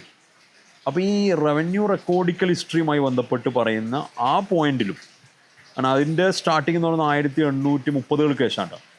ഏത് ഓഫീസ് സ്റ്റാർട്ട് ചെയ്യുന്നത് യഥാർത്ഥത്തിൽ അദ്ദേഹം മരിച്ചതിന് ശേഷമാണത്. അപ്പം ബ്രൗണിൻ്റെ പ്രോപ്പർട്ടി അവിടെ ഉണ്ട്, അഞ്ചരക്കണ്ടിയിലുണ്ട്. പക്ഷെ അതിൻ്റെ റവന്യൂ ഹിസ്റ്ററിയിൽ പറയുന്ന ഓഫീസ് ഉദ്ഘാടനത്തിനോ അല്ലെങ്കിൽ അതിൻ്റെ ചടങ്ങിലൊന്നും ആരുണ്ടാവില്ല, ബ്രൗൺ ഉണ്ടാവില്ല. അപ്പം ഇങ്ങനത്തെ കുറേ, അതായത് എഴുതപ്പെട്ടു എന്നുള്ളത് കൊണ്ട് അതെന്താകുന്നില്ല, ചരിത്രമായി മാറുന്നില്ല. കാരണം അതിന് കൃത്യമായ തെളിവുകൾ അതിനെ സപ്പോർട്ട് ചെയ്യണം എന്നുള്ളതാണ്, രേഖകൾ സപ്പോർട്ട് ചെയ്യണം എന്നുള്ളതാണ്. അപ്പോൾ അങ്ങനെ ചില അനുഭവങ്ങൾ ഈ നിങ്ങൾ ചോദിച്ചുകൊണ്ട്. അല്ല, അപ്പോൾ ഈ ഫാമിലി മൂപ്പരെ ഈ യഥാർത്ഥത്തിലുള്ള ബ്രൗണിന്റെ ഫാമിലി തന്നെയാണോ? അവർ വന്നിരിക്കുന്ന ബ്രൗൺ ഫാമിലി തന്നെയായിരുന്നു. ബ്രൗൺ ഫാമിലി തന്നെ. അവർക്ക് വളരെ സന്തോഷമായിരുന്നു നമ്മളാ പിന്നെ ചർച്ചിൽ കൊണ്ടുപോയതും കാണിച്ചു കൊടുക്കാൻ പറ്റിയൊക്കെ ഒരുപാട് അപ്രിഷിയേറ്റ് ചെയ്തു. കാരണം അവരെ യാത്രയിൽ അതൊരു വലിയൊരു അനുഭവമായിരുന്നു അവർക്ക്. കാരണം അവർക്ക് കുറച്ചും കൂടി റിലേറ്റ് ചെയ്യാൻ പറ്റി, രേഖകളാകുമ്പോൾ ഒരു റിലേറ്റ് ചെയ്യാൻ പറ്റുമല്ലോ. അവരത്രത്തോളൊന്നും അപ്ഡേറ്റഡ് ആയിരുന്നില്ല, അല്ലെങ്കിൽ അവർക്കറിയാം മർഡോക് ബ്രൗണിൻ്റെ ആളുകളാണെന്ന് അവർക്കറിയാം. അല്ലാതെ ഇവിടുത്തെ കാര്യങ്ങൾ അവിടെ ഇംഗ്ലണ്ടിൽ അത്ര അപ്ഡേറ്റഡ് അല്ല. ഇവിടെ വന്നിട്ട് തന്നെ കാണണമല്ലോ ഇവിടെ എന്തൊക്കെ ബാക്കിയുണ്ട്. ഇവിടെയാണല്ലോ. തീർച്ചയായും. അതിൽ എനിക്ക് വളരെ പ്രധാനപ്പെട്ട ഒരു ചോദ്യം വെച്ചാൽ, നമ്മൾ ഈ ഹെറിറ്റേജ് നിലനിർത്തുന്നത് എന്തിനാ, അല്ലെങ്കിൽ ഇതൊക്കെ പുതിയ കാലത്ത് ഭയങ്കര പ്രസക്തമായ ഒരു ചോദ്യമാണ്, ഈ ഹെറിറ്റേജ് നിലനിർത്തുന്നത് എന്തിനാണ്? അപ്പം നിങ്ങൾക്ക് എന്താണ് അതിൽ പറയുന്നത്? ഞാൻ നേർക്കുന്നേരം എൻ്റെ ഒരു അഭിപ്രായം പറയാതെ, ഈ കഴിഞ്ഞ വർഷം ചൈന $200 ബില്യൺ ചൈനീസ് ഹെറിറ്റേജുകൾ സംരക്ഷിക്കുന്നതിന് വേണ്ടിയും അതിനെ പ്രൊമോട്ട് ചെയ്യുന്നതിന് വേണ്ടിയും അതിനെ റീവാമ്പ് ചെയ്യുന്നതിന് വേണ്ടിയും വകയിരുത്തിയിട്ടുള്ളത്. നമുക്കെല്ലാവർക്കും അറിയുന്ന സൗദി അറേബ്യ അല്ലേ, ബില്യൺ കണക്കിന് ഡോളറാണ് സൗദിയിലെ ഹെറിറ്റേജുകൾക്ക് വേണ്ടി മാത്രം മാറ്റിവെച്ചിരിക്കുന്നത്. അപ്പോൾ ഞാൻ ഡയറക്റ്റ് ഒരു ഉത്തരം പറയുന്നല്ല, എന്തിനാണ് എന്നുള്ളത് ഉത്തരം പറയല്ല, മറിച്ച് ലോകം ഇന്ന് മനസ്സിലാക്കിയിട്ടുണ്ട്, ഹെറിറ്റേജിൻ്റെ പ്രാധാന്യം മനസ്സിലാക്കിയിട്ടുണ്ട്. അത് അവരുടെ സ്വന്തം രാജ്യത്തിൻ്റെയും ആ സംസ്കാരത്തിൻ്റെയും ആ ജനതയുടെയും അടയാളക്കുറിയാണെന്നും അത് എത്രത്തോളം സ്ട്രോങ്ലി പ്രിസർവ് ചെയ്യപ്പെടേണ്ടതെന്നുവെന്നും ലോകം എല്ലാം തിരിച്ചറിഞ്ഞിട്ടുണ്ട്. അപ്പോൾ അതിനി വ്യക്തിപരമായിട്ടൊരു സാധു മനുഷ്യൻ ഞാൻ പറഞ്ഞിട്ട് ഒരാൾ അറിയേണ്ട ഒരു സംഗതിയല്ല എന്നാണ് ഞാൻ വിചാരിക്കുന്നത്. നമുക്കെല്ലാവർക്കും പെട്ടെന്ന് സിമ്പിളായിട്ട് മനസ്സിലാവുന്ന ഒരു കാര്യം, ഇപ്പോൾ ദുബായ് എല്ലാവർക്കും അറിയാലോ. ദുബായിൽ ഏറ്റവും വലിയ ഫെസ്റ്റാണ് ദുബായിൽ നടക്കുന്ന ദുബായ് 2020, അല്ലെങ്കിൽ അങ്ങനെയുള്ള ദുബായിൽ എല്ലാ വർഷവും നടക്കുന്ന ഫെയർ. ഈ ദുബായിൽ നടക്കുന്ന ഈ വലിയ ഷോപ്പിംഗ്, നമ്മളങ്ങനെ പറയാം, ഷോപ്പിംഗ് ആണ് അതിൻ്റെ മെയിൻ ഒരു സെൻറ്റർ എന്ന് പറയുന്നത്. അതിൻ്റെ ലോഗോ നിങ്ങൾ കണ്ടിട്ടുണ്ടോ? അതിൻ്റെ ലോഗോനൊരു കഥയുണ്ട്. ഈ ദുബായിൽ ഇത്രയും $1 മില്യൺ ഇൻവെസ്റ്റ് ചെയ്തിട്ട് അവർ പ്രൊമോട്ട് ചെയ്യുന്ന ഷോപ്പിംഗ് മാമാങ്കത്തിന് അവർ അതിൻ്റെ ഹൃദയം എന്ന് പറയുന്നത്, അതിൻ്റെ ലോഗോ എന്ന് പറയുന്നത് ദുബായിൻ്റെ ഹെറിറ്റേജാണ്.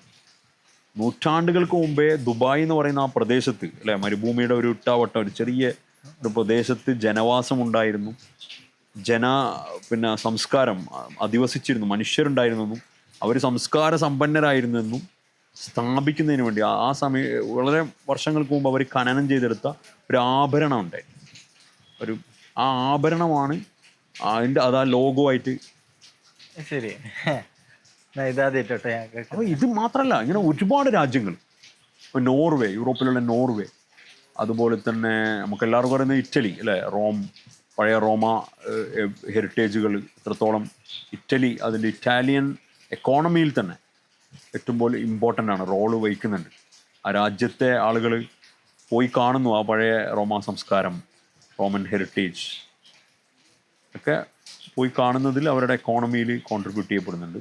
അപ്പോൾ ഒരു രാജ്യവും ആ രാജ്യത്തെ ജനതയും അവരുടെ ഐഡൻറ്റിറ്റിയുമായി ബന്ധപ്പെട്ട് കൾച്ചറുമായി ബന്ധപ്പെട്ടൊക്കെ വളരെ ഇമ്പോർട്ടൻ്റ്. എനിക്ക് തോന്നുന്നു നമ്മുടെ രാജ്യവും ഏറെക്കുറെ ഹെറിറ്റേജിനെ വളരെ ഗൗരവത്തിൽ കാണുന്നുണ്ട്, അതിന് ഒരുപാട് എഫേർട്ടുകൾ അതിനു വേണ്ടി ചിലവാക്കുന്നുണ്ടെന്നാണ്. ഞാൻ വളരെ സ്പെസിഫിക്കലി ഞാൻ പറഞ്ഞിരുന്നു, നമ്മൾ കുറച്ചും കൂടി ഇൻടാഞ്ചിബിളായ കാര്യങ്ങളിലാണ് നമ്മൾ ഫോക്കസ് ചെയ്യുന്നത്. കാരണം ടാഞ്ചിബിളായ കാര്യങ്ങളിൽ ഫോക്കസ് ചെയ്യണമെങ്കിൽ നല്ല ചിലവുണ്ട്. അപ്പോൾ അതിന് നമുക്ക് വലിയ പിന്നെ റിസോഴ്സുകൾ, പ്രത്യേകിച്ച് സർക്കാരിൻ്റെയൊക്കെ സപ്പോർട്ട് ഉണ്ടെങ്കിലാണ് നമുക്ക് അതിലേക്കൊക്കെ ധൈര്യത്തിൽ ഇറങ്ങി വരാൻ കഴിയുക. അങ്ങനത്തെ ചില ബാഡ് എക്സ്പീരിയൻസ് നമുക്കുണ്ട്. അൺഫോർച്ചുനേറ്റ്ലി നമ്മൾ ഇൻവോൾവ് ചെയ്ത ചില പ്രോജക്ട്സുകൾ നടക്കാതെ പോയിട്ടുണ്ട്. ഈ ടാഞ്ചിബിൾ ആകുമ്പോൾ അതാണ്, ഒരുപാട് വലിയ ഇൻവെസ്റ്റ്മെൻറ്റുകൾ ആവശ്യമുള്ള പ്രോജക്ട്സുകളാണ്, നമുക്കൊന്നും ടേക്കപ്പ് ചെയ്യാൻ കഴിയില്ല. പക്ഷെ ഇൻടാഞ്ചിബിൾ അങ്ങനെയല്ല. ഇൻടാഞ്ചിബിൾ നമുക്ക് കുറേ കൂടി ഇവൻറ്റുകളായിട്ടും ആളുകളുടെ ആർട്ടിസൻസിൻ്റെ ഒക്കെ സപ്പോർട്ടോടുകൂടി നമുക്ക് മുമ്പോട്ട് പോകാൻ കഴിയും. അത് നമ്മൾ നന്നായിട്ട് ചെയ്യുന്നുണ്ട് തന്നെയാണ് ഒരു ചെറിയ കാലം കൊണ്ടുള്ള ഒരു കോൺഫിഡൻസ്. ഇനിയും നന്നായിട്ട് ചെയ്യണം എന്നാണ് നമ്മൾ ആഗ്രഹിക്കുന്നത്. നമുക്ക് അവസാനത്തിലേക്ക് കടക്കാൻ തോന്നുന്നത്. അപ്പോൾ അവസാനമായിട്ട് എനിക്ക് ചോദിക്കാനുള്ളത് വെച്ചാൽ, നിങ്ങൾ ഇതിൽ എക്സൈറ്റഡ് ആക്കുന്നത് ഭയങ്കര ഇമ്പോർട്ടൻ്റ് ചോദ്യമാണ്. എല്ലാ ദിവസവും ഓരോ ദിവസവും വ്യത്യസ്തമാണല്ലോ. അപ്പോൾ എന്നെ സംബന്ധിച്ചിടത്തോളം എല്ലാ ദിവസവും പുതിയ മനുഷ്യന്മാരെ, പുതിയ ചോദ്യങ്ങളെ, പുതിയ അന്വേഷണങ്ങളെ അഭിമുഖീകരിക്കാൻ പറ്റുന്നു എന്നുള്ളതാണ്. അതായത് ഞാനൊരു 6 വർഷത്തോളം ഒരു സ്ട്രക്ചറൽ എഞ്ചിനീയറിംഗ് കമ്പനിയിൽ വർക്ക് ചെയ്തതാണ്. ആ സമയത്ത് ആദ്യത്തെ ഒരു 3 മാസം എനിക്ക് എന്തുള്ളൂ, എക്സൈറ്റ്മെൻ്റ് ഉള്ളൂ. ഒരു 3-4 മാസം കൊണ്ട് നമ്മൾ ട്രെയിൻഡായി. പിന്നെ ഇൻപുട്സിൽ ചെറിയ മാറ്റം, പേരിലും കാര്യങ്ങളിലും മാത്രമേ മാറുന്നുള്ളൂ. പിന്നെ സോഫ്റ്റ്വെയറിൽ എന്തെങ്കിലും അപ്ഡേഷൻ വരുമ്പോൾ അത് പഠിക്കാമെന്നല്ലാതെ ഒരു പുതുമയില്ല. പക്ഷേ ഇതിൽ വന്നതിന് ശേഷം എന്ന് പറഞ്ഞു കഴിഞ്ഞാൽ എല്ലാ ദിവസവും പുതിയതാണ്, എല്ലാ ദിവസവും എക്സൈറ്റ്മെൻറ്റ്സ് ആണ്, എല്ലാ ദിവസവും ക്യൂരിയോസിറ്റിയാണ്. മനുഷ്യന്മാർ മാത്രമല്ല മാറുന്നത്, അവരുടെ ആവശ്യങ്ങൾ, റിക്വയർമെൻറ്റ്സ്, അവരെ എക്സൈറ്റ് ചെയ്യുന്ന കാര്യങ്ങൾ മാറുന്നുണ്ട്, അവരുടെ ക്യൂരിയോസിറ്റീസ് മാറുന്നുണ്ട്. അവരുടെ റിക്വയർമെൻ്റ് ആണല്ലോ നമ്മളെ റിക്വയർമെൻ്റ് ആവുന്നത്. അപ്പോൾ അത് മീറ്റ് ചെയ്യാൻ വേണ്ടി നമ്മളാണ് പിന്നെ അവരെ ഫെസിലിറ്റേറ്റ് ചെയ്യാൻ വേണ്ടി മുമ്പിൽ നിൽക്കുന്നത്. അപ്പോൾ സ്വാഭാവികമായിട്ടും ഇത് every day make me more energetic, more happy അല്ലേ. നമുക്കൊരു അവരുടെ സാറ്റിസ്ഫാക്ഷൻ കാണുമ്പോൾ നമ്മളും ഭയങ്കര സാറ്റിസ്ഫൈഡ് ആവുന്നുണ്ട്. അതുതന്നെയാണ് എനിക്ക് തോന്നുന്നത്. അതിൽ നിങ്ങൾ ഞാൻ പറയാം, നിങ്ങൾ കുറേ ഗസ്റ്റുകളൊക്കെ വരുത്തുന്നുണ്ട്, ഇപ്പോൾ വിദേശികളായിട്ടൊക്കെ. ഇവരായിട്ട് ഈ കമ്മ്യൂണിക്കേഷൻ കാര്യങ്ങളൊക്കെ എങ്ങനെ നടക്കുന്നത്? ഈ പല യൂറോപ്യൻസൊക്കെ ആയിട്ടുള്ള ആളുകളൊക്കെ ഉണ്ടാവും. ബേസിക്കലി എല്ലാവരും ഇംഗ്ലീഷിൽ തന്നെയാണ് കമ്മ്യൂണിക്കേറ്റ് ചെയ്ത് തുടങ്ങാം. പക്ഷേ അൺഫോർച്ചുനേറ്റ്ലി എല്ലാവരും ഇംഗ്ലീഷുകാരായിരിക്കില്ല. അപ്പോൾ ലാംഗ്വേജ് ഒരു ബാരിയറായിട്ട് ഇതുവരെ വന്നിട്ടില്ല. ലാംഗ്വേജ് ഒരു ഘടകമാണെന്ന് എനിക്ക് പറയാൻ പറ്റും. ലാംഗ്വേജ് ഒരു ബാരിയറായിട്ട് വന്നിട്ടില്ല. കാരണം നമ്മുടെ ടീമിലിപ്പോൾ മൾട്ടി ലിംഗ്വൽ ആയിട്ടുള്ള ആളുകളുണ്ട്, നമ്മൾ ഹയർ ചെയ്യാറുണ്ട്, ഫ്രീലാൻസേഴ്സ് ആയിട്ടുള്ള ആളുകൾ അസോസിയേറ്റ് ചെയ്യാറുണ്ട്. അങ്ങനത്തെ ഘട്ടങ്ങളിൽ ആവശ്യമായി വരുമ്പോൾ എല്ലാ ഭാഷയുള്ള ആളുകളെയും നമ്മൾ നമുക്ക് ഉപയോഗിക്കേണ്ടി വരും. പക്ഷേ പേഴ്സണലി എന്നെ സംബന്ധിച്ചിടത്തോളം ലാംഗ്വേജ് ഒരു ബാരിയർ അല്ല എന്നാണ് ഞാൻ വിചാരിക്കുന്നത്. കാരണം അവരിങ്ങോട്ട് വരുന്നത് ആ ലാംഗ്വേജ് ബാരിയറിൻ്റെ ഉള്ളിൽ നിന്നല്ല. അവരെ ഇങ്ങോട്ട് ഇന്ത്യയിലേക്ക് വരാൻ ഒരുപാട് ഈസിയൊന്നുമല്ല ഇന്ത്യയിൽ വരാമെന്ന് പറഞ്ഞാൽ. യൂറോപ്യനായാൽ പോലും ഇന്ത്യയിൽ വരണമെങ്കിൽ വിസ പ്രോസസ്സെല്ലാം നമ്മൾ ഓൺലൈനിൽ നോക്കിയാൽ മനസ്സിലാവും. പണ്ടൊക്കെ കുറച്ചും കൂടി എളുപ്പമായിരുന്നു എനിക്ക് തോന്നി. ഇപ്പോൾ ഇന്ത്യയിലേക്കുള്ള വിസകളൊക്കെ ഭയങ്കര ഡിഫിക്കൽട്ടാണ് ഓൺലൈനിൽ പൂർത്തിയാക്കാൻ. അപ്പോൾ എന്നിട്ടും അവർ ആ ഒരു ഇൻട്രസ്റ്റോടു കൂടി ഇന്ത്യയിലേക്ക് വരുന്നു, ഇന്ത്യയിലെ കൾച്ചറുകളെ കാണാൻ, ഇന്ത്യയിലെ മനുഷ്യരോട് ഇടപഴകാൻ, അല്ലെങ്കിൽ ഇവിടുത്തെ ഫെസ്റ്റിവലുകൾ, ഇവിടുത്തെ സംസ്കാരം, ഭക്ഷണം, ഇതൊക്കെ അറിയാനൊക്കെ വരുന്നുണ്ട് എങ്കിൽ അവർക്കൊരിക്കലും ആ ലാംഗ്വേജ് അല്ല, അല്ലെങ്കിൽ അങ്ങനെ ഒരു ലാംഗ്വേജ് തടസ്സമുണ്ടെന്ന് വിചാരിച്ചിട്ടല്ല അവർ വരുന്നത്. അതൊരു മാറ്റർ അല്ല. But it's A fact. നമുക്ക് ലാംഗ്വേജ് അഡ്വാൻറ്റേജ് ഉണ്ട്. ലാംഗ്വേജ് അറിയുമെങ്കിൽ കുറച്ചും കൂടി ഫാസ്റ്റ് ആവും കാര്യങ്ങൾ. പക്ഷെ ഇതുവരെ എനിക്കതൊരു ബാരിയറായിട്ട് തോന്നിയിട്ടില്ല. നമുക്ക് അവസാനിപ്പിക്കാൻ തോന്നുന്നു. എനിക്കൊന്ന് ഷിയാദ് ഖാൻ ഇങ്ങനെ കുറച്ചുകൂടി വർത്താനം പറയാൻ കിട്ടുകയെന്ന് വെച്ചാൽ സിറ്റി കൂടെ നിങ്ങൾ കൂടെ നടന്നാൽ മതിയെന്ന് തോന്നുന്നത്. അപ്പൊ നിങ്ങള് കുറെ കഥകള് എനിക്ക് തോന്നുന്നത് ഞാനും ഇങ്ങനെ ഒരു ഇന്റർവ്യൂവിൽ സംസാരിക്കുമ്പോൾ ഞാനും ഭയങ്കര കംഫർട്ടല്ല. നേരെ മറിച്ച് നിങ്ങളിപ്പോൾ കണ്ണൂർ സിറ്റിയിലോ അല്ലെങ്കിൽ വേറെ ഏതെങ്കിലും തലശ്ശേരിയിലോ അല്ലെങ്കിൽ വളപട്ടണത്തോ അല്ലെങ്കിൽ കോഴിക്കോട് കടപ്പുറത്തോ അപ്പോൾ അങ്ങനെ ഒരു വിഷ്വൽ സ്റ്റോറി ടെല്ലിങ്ങിന് അതാണ് ഞാനും കൂടുതൽ എൻജോയ് ചെയ്യുന്നത് എനിക്ക് തോന്നിയിട്ടുണ്ട്. നിങ്ങളവിടെ കൂടുതൽ അങ്ങനെ കിട്ടുക. അതെ അതെ. അപ്പോൾ അങ്ങനെ എനിക്ക് തോന്നുന്നു അത് തന്നെ ആയിരിക്കും പിന്നെ എനിക്കും ഭയങ്കര എനർജിയിൽ കാര്യങ്ങൾ പറയാൻ. പക്ഷെ ഇത് എന്തായാലും ഭയങ്കര സന്തോഷം. കാരണം ഇങ്ങനൊരു അവസരം എനിക്ക് തോന്നുന്നത് കുറേ നേരം നമ്മൾ സംസാരിച്ചിട്ടുണ്ട്. 1 മണിക്കൂറിലേറെ നമ്മൾ സംസാരിച്ചിട്ടുണ്ട്. അപ്പം അതിൽ കുറേയൊക്കെ പേഴ്സണലായിട്ടുള്ള അനുഭവങ്ങളാണ്, കഥകളാണ്. പക്ഷെ അതിലെല്ലാം ഉള്ളടങ്ങിയിരിക്കുന്നത് ഈ ഒരൊറ്റ ഐഡിയ ആണ്. അതായത് നമ്മളൊരു മരത്തിനെ കാണുമ്പോൾ ആ മരത്തിൻ്റെ നിലം മുതൽ ആ മരത്തിൻ്റെ ഏറ്റവും ടോപ്പിലുള്ള ഇല വരെയാണ് നമ്മൾ ആ മരത്തിൻ്റെ ഫിസിക്കലായിട്ടുള്ള പ്രസൻസ് നമ്മൾ നേർക്കുന്നേരം നമ്മൾ മനസ്സിലാക്കുന്നതാണ് അല്ലേ. നമ്മൾ നീളം എന്ന് വെച്ചാൽ മരത്തിൻ്റെ നീളം നിലം മുതൽ അതിൻ്റെ ടോപ്പ് വരെ. പക്ഷെ അങ്ങനെയല്ലല്ലോ, മരത്തിന് വേരുകളും ഉണ്ട്. അതേപോലെ ഒരു മനുഷ്യൻ്റെ ഫിസിക്കലിയുള്ള നീളം എന്ന് പറയുന്നത് അദ്ദേഹത്തിൻ്റെ കാല് മുതൽ തലവരെയായി. പക്ഷേ യഥാർത്ഥത്തിൽ ഇൻവിസിബിൾ ആയിട്ടുള്ള ഒരു മനുഷ്യൻ്റെ വേര് എന്ന് പറയുന്നത് ആ മനുഷ്യനുമായി ബന്ധപ്പെട്ട ടാഞ്ചിബിൾ ആയിട്ടുള്ള അല്ലെങ്കിൽ ഇൻടാഞ്ചിബിൾ ആയിട്ടുള്ള ഹെറിറ്റേജുകൾ തന്നെയാണ്. അതിനെ റീഡ് ചെയ്യാൻ അല്ലെങ്കിൽ അതിനെ മനസ്സിലാക്കാൻ നമ്മൾ തുടങ്ങുമ്പോഴാണ് നമ്മൾ കുറച്ചും കൂടി ചുറ്റുപാടിനെ സ്നേഹിക്കുന്ന, അല്ലെങ്കിൽ ഈ പറഞ്ഞ പോലെ പെട്ടെന്നൊന്നും എല്ലാം പൊളിച്ചു കളയണം എന്നുള്ളൊരു നമ്മൾ ഈ അണ്ടർസ്റ്റാൻഡിങ്ങിലേക്ക്, ഈ ഇൻടാഞ്ചിബിൾ ടാഞ്ചിബിൾ ആയിട്ടുള്ള അണ്ടർസ്റ്റാൻഡിങ്ങിലേക്ക് നമ്മൾ പോയാൽ നമുക്ക് ഇതിനോട് കുറച്ചും കൂടി കണക്ഷൻ വരും, സ്നേഹം ഉണ്ടാവും അല്ലേ. സ്നേഹമില്ലെങ്കിൽ പിന്നെ എല്ലാം പോയി. സ്നേഹം ഉണ്ടെങ്കിൽ മാത്രമേ ബാക്കിയെല്ലാം ഉണ്ടാവും. അപ്പോൾ ആ ഒരു സ്നേഹത്തിലൂടെ പിന്നെ അത് നിലനിൽക്കണോ വേണ്ടയോ എന്നൊക്കെയുള്ള തീരുമാനങ്ങളൊക്കെ നമ്മൾ എടുക്കും. അപ്പോൾ എന്തായാലും ഈ ഒരു മെസ്സേജാണ് എനിക്ക് നിങ്ങളുടെ ഈ വേദിയിലൂടെ വിത്ത് യുവർ പെർമിഷൻ എനിക്ക് പറയാനുള്ളത്. ആദ്യം തന്നെ നമുക്ക് വേണ്ടത് നോളജല്ല. എല്ലാവരോടും പറയും നോളജ് അല്ല ഇതിന് വേണ്ടത്, സ്നേഹമാണ് വേണ്ടത്. നിങ്ങൾക്ക് നിങ്ങളുടെ നാടിനോട്, നിങ്ങളുടെ നാട്ടിലെ സംസ്കാരങ്ങളോട്, നിങ്ങളുടെ നാട്ടിലെ ജനതയോട് സ്നേഹമുണ്ടോ ബാക്കിയൊക്കെ ഉണ്ടാവും. അൾട്ടിമേറ്റ്ലി സ്നേഹമാണ് വേണ്ടത്. സ്നേഹം ഉണ്ടെങ്കിൽ നിങ്ങൾ എന്തായാലും അതിനെക്കുറിച്ച് പഠിക്കുമല്ലോ, നിങ്ങൾ മെനക്കെടുമല്ലോ. സ്നേഹം ഇല്ലാത്തൊരു സംഗതിയെക്കുറിച്ച് നിങ്ങൾ കൂടുതൽ മെനക്കെടില്ലല്ലോ, നിങ്ങൾ അതിൻ്റെ ബാക്കിൽ പോകില്ലല്ലോ. അപ്പോൾ എല്ലാവർക്കും അവരവരെ നാടിനോട്, അവരവരെ ചുറ്റുപാടിനോട്, അവരവരെ വീടിനോട്, അവരവരെ വീട്ടിൻ്റെ ചുറ്റുമുള്ള ചെറിയ ചെറിയ പള്ളികൾ, അമ്പലങ്ങൾ അല്ലേ, എല്ലാ എലമെൻറ്റുകളോടും ഒരു സ്നേഹം ഉണ്ടെങ്കിൽ അതിങ്ങനെ നമ്മൾ അതിനോടുള്ള ക്യൂരിയോസിറ്റി കൂടും. ഇപ്പോൾ ഡെയിലി നമുക്ക് തോന്നും നമുക്ക് കൂടുതൽ അറിയണം, കൂടുതൽ അന്വേഷിക്കണം. അതുമാത്രമേ ഞാൻ ചെയ്തിട്ടുള്ളൂ എന്നാണ് എനിക്ക് തോന്നുന്നത്. ഞാൻ വേറൊന്നും ചെയ്തിട്ടില്ല. എനിക്ക് എൻ്റെ നാടിനോട് നല്ല സ്നേഹമാണ്, നാട്ടുകാരോട് ഭയങ്കര സ്നേഹമാണ്. ഇപ്പോൾ നാട്ടിലുള്ള ഓരോ സംഗതികളും ഞാൻ ഡോക്യുമെൻ്റ് ചെയ്തൊക്കെ അതാണ്. നിങ്ങൾ ശ്രദ്ധിച്ചാൽ മതി. നമ്മളൊരു ബാക്കിലേക്ക് പോയി കഴിഞ്ഞാൽ 2014-18 മുതൽ നമ്മൾ സ്ട്രോങ് ആയിട്ട് ചെയ്തതൊക്കെ നമ്മളെ നാട്ടിലെ ചെറിയ ചെറിയ കാര്യങ്ങൾ. അവിടുത്തെ കല്യാണങ്ങൾ, ആ കല്യാണത്തിലെ പാട്ടുകൾ, ഭക്ഷണങ്ങൾ, അവിടുത്തെ അമ്പലങ്ങൾ, അമ്പലത്തിലെ ആചാരങ്ങൾ, ചർച്ചുകൾ, പള്ളിയിൽ നടക്കുന്ന സംഗതികൾ, അല്ലെങ്കിൽ മറ്റു പുറത്ത് നടക്കുന്ന വളരെ നാച്ചുറലായിട്ട് വളരെ ചെറിയ ചെറിയ എലമെൻറ്റുകൾ മാത്രമാണ് നമ്മൾ ചെയ്തത്. അങ്ങനെ ചെയ്ത് നമ്മളിപ്പോൾ അത് ചെയ്തുകൊണ്ടേ ഇരിക്കുന്നു, അല്ലെങ്കിൽ ഇപ്പോൾ അത് ചെയ്യാൻ നിർബന്ധിതരായിരിക്കുന്നു എന്ന് പറയാം. കൂടുതൽ ചെയ്യാൻ നിങ്ങളിനി ഒരുപാട് എക്സ്പ്ലോർ ചെയ്യാണ്ട്, നിങ്ങൾക്കും നമുക്കും ഒരുപാട് എക്സ്പ്ലോർ ചെയ്യാനും പഠിച്ചാൽ തൊപ്പി കേൾക്കട്ടെ. സന്തോഷം.